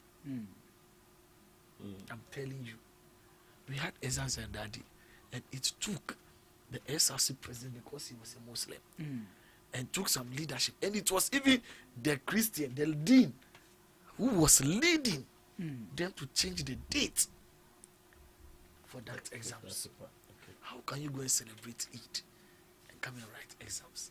And I will say, I hope you are getting the thing. You see, so Rollins gave us our first holiday. That is why normally you see that the lot of the Zongo people NDC. Okay. Because we all know, we call Ejumano, who will celebrate Eid. And secondly, the second holiday rolling, this thing, Mama gave us. Yeah. You see, we were having issues as Muslims. Okay. You see, even in Christianity, you have Roman, you have the Catholic, the Presbyterian, and the Pentecost. Yeah. That is the same thing in Islam. Okay. I'm telling you. Oh, really? You see this Ramadan that you are seeing, someone will start today, Okay. and someone will start tomorrow. Okay. We are using the same Muslim calendar, but some things are is a by choice of what the let me say, like the Catholic, they have their own rules. Okay. The Presbyterian, Yes. you see, so both politicians, they were having issues, which is the both Muslims politician. Okay. The thing is that if you start your own today, and me I start tomorrow, and the president comes and declare maybe I'm supposed to end my own 20th, and you are supposed to end your own 21st, and the president will come and put it, 21st is holiday. So which means the one who started early will celebrate the Eid, but the one who did not start on that time, even on the day of the holiday, he is fasting, which means he is not celebrating Eid. So the following day that he's supposed to celebrate his Eid, he will go to work. Okay. That is the Eid or Eid al-Fitr, because that is where we do our fasting. Okay. But when it comes to the issue of Eid al-Adha, it is the same date. Okay. You will not celebrate today, somebody will celebrate tomorrow. No. Okay. That is why the holiday was added to the Eid al-Fitr. So that even you, Mr. Ochu, you start fasting today. You have a date that you can do what? Celebrate your Eid. The same thing, Mr. Omari, so that we'll stop having those conflicts. Okay. So the holiday was brought to resolve conflict between sets in the Islamic religion. I hope you understand. That is why you see that both parties are not complaining about them. And I heard they changed some of the holidays. We all knew what Nkrumah did for this country. You see, we all look at, you cannot change history. Maybe my boss is here, he will teach me history, but from what we grew up, please, you are ending in 1 minute. You know, when we were growing up, we know that we know Nkrumah cannot do it all alone. But the same people who were against Nkrumah today, they want to be part of our history. Not that they are not in the history, they are part of the history with what? Something different. I will not mention the word negative, but the mentality we had about them is different. Like the way you are having mentality about Rollins, Rebecca will say Rollins or yes, but they were not able to tell you that what they did to Rollins today. If you even put a lion in the cage for several years and he comes out, if you don't take care, you even the owner, you do what? You bite you. Okay. I hope you are getting it. And when I'm talking about the logic, the understanding, the human understanding, I'm talking about some of the changes in the holidays. Okay. Assuming 1st July. I hope you are getting it. 1st July falls on Tuesday, right? Yeah. So on Monday you are going to work. Tuesday holiday. And Wednesday you are going to work. So we got understanding, right? That okay, anytime that the holiday will fall on Tuesday, Wednesday, Thursday. Can we either push it to Friday or Monday? Okay. It was understanding. They all understood. Okay, why? Because Friday, holiday, Saturday, Sunday, you can prepare and go back to work on Monday. Okay. Isn't it? Sure. And if the holiday, I hope you are getting that. So that place, it was just understanding. And so that is why I'm telling you that at least human being is leading us now. It's okay. I hope you are getting it. Yes. Thank you.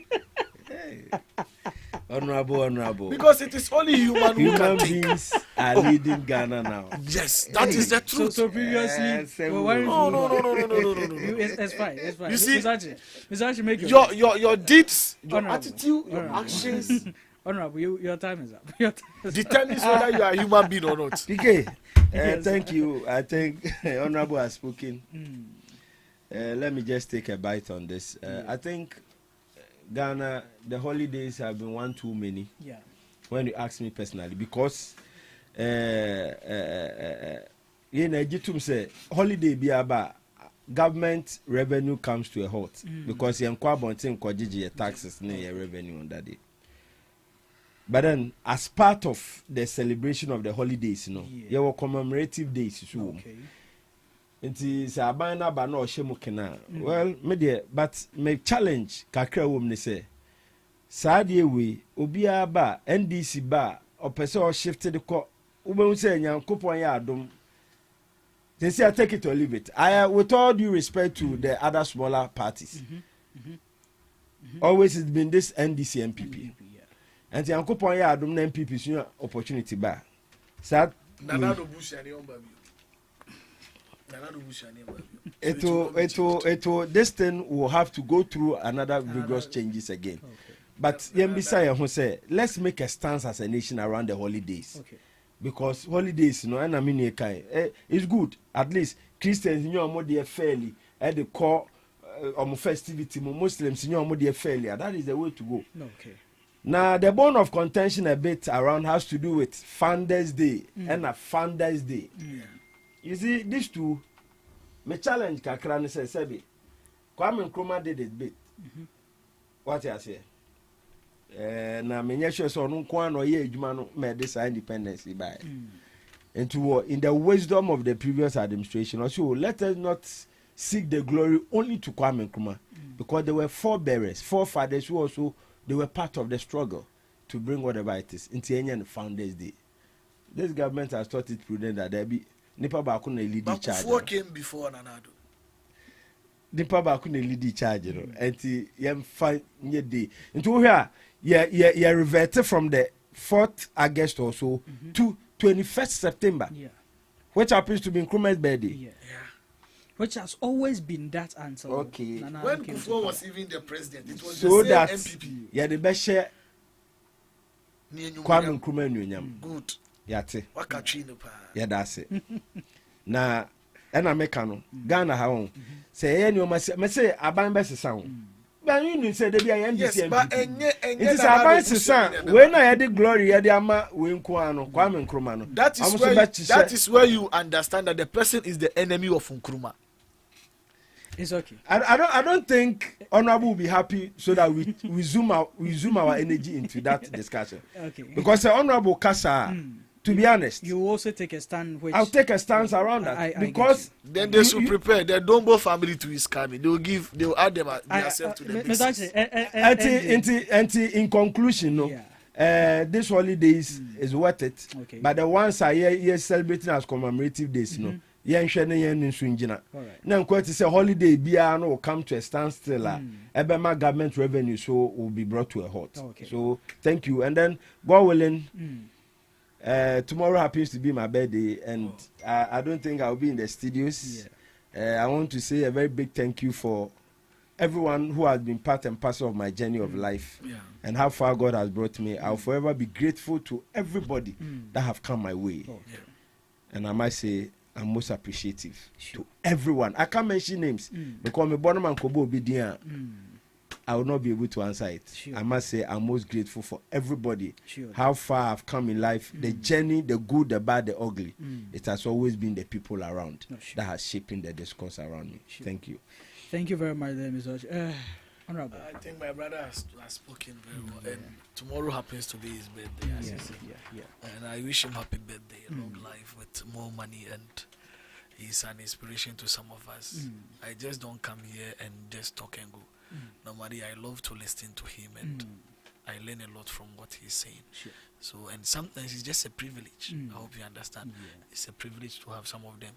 So we are grateful to him, and we wish him long life.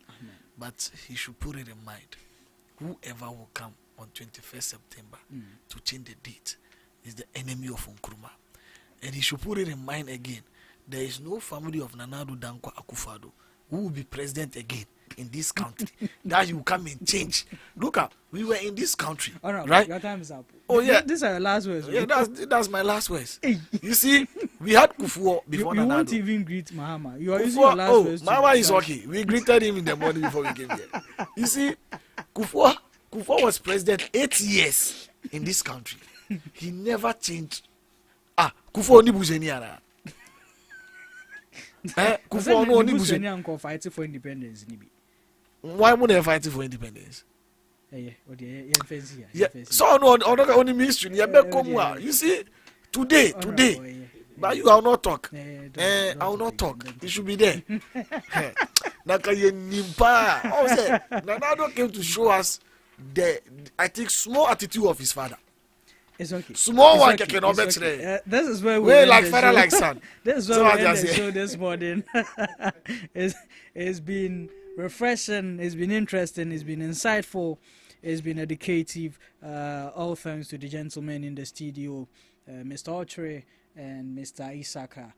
Before I leave the studios, I have a few people that they are celebrating their birthdays that I would want to wish. Sorry. I say June in Crawford birthday, pal. Hey, wow. Just say, Obe invite him about party. Into one can't share cry. Hey. Anyways, we wish you a belated birthday. May Allah bless you. May Allah continue to expand your territories, and may Allah continue to elevate you to higher heights, even beyond your wildest dreams. Also, I want to wish special persons happy birthday. Her name is Abigail Abenakoko, who is a staff at Airport View Hotel. It's your birthday. We want to wish you a beautiful birthday as yourself.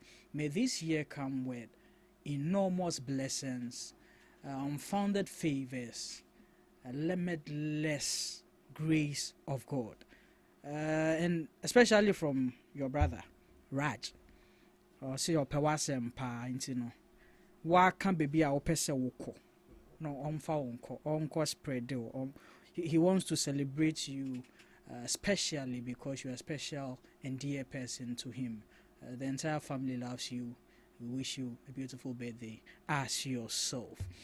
Moving on, I want to remind you that we have a Fear Lounge.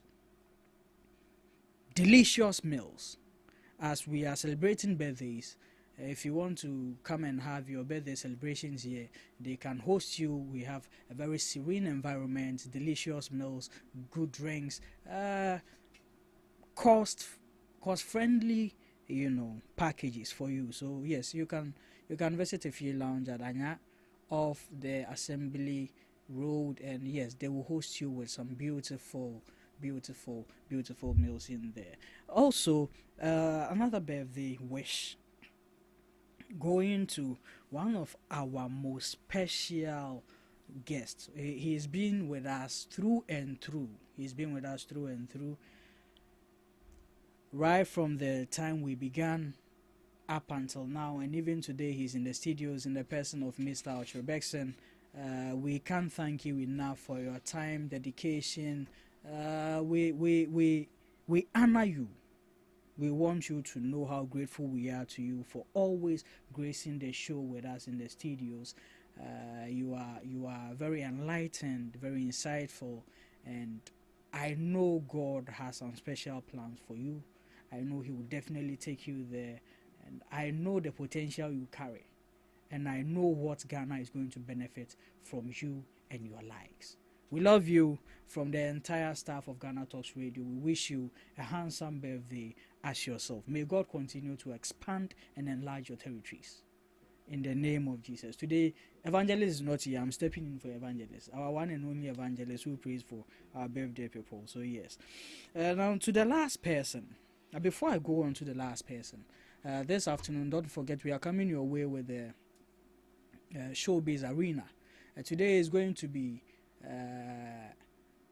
so vigorous. Let me put it that way, because and so make sure you make time with us right from 3 p.m. to 5 p.m. We'll be in the studios bringing you some entertainment, showbiz, conversations and discussions on things that has been happening in the music, movie, and all part of entertainment scene all around the world. So yes, make time with us. Now to one last person I want to wish a birthday to.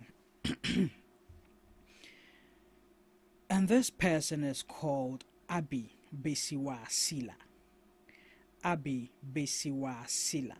You know, the funny thing about this person is that you know, Mr. Archie, we've never met before. Me and Sila. We've never met. Wow. I don't know why, but we've never met. But Sila is a great person, very industrious. Wow. She's that kind of ladies who put their foot in to make a living for themselves and create opportunities for other people. She's an entrepreneur. Wow. Yes, Sila is an entrepreneur. And today I want to use this opportunity to wish her a beautiful birthday as herself. She's a very beautiful lady as well.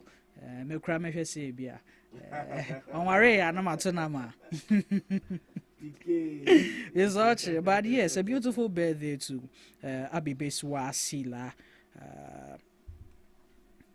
You inspire most young ladies with your tenacity, your dedication to your entrepreneurship, your business. You know, may God continue to bless you.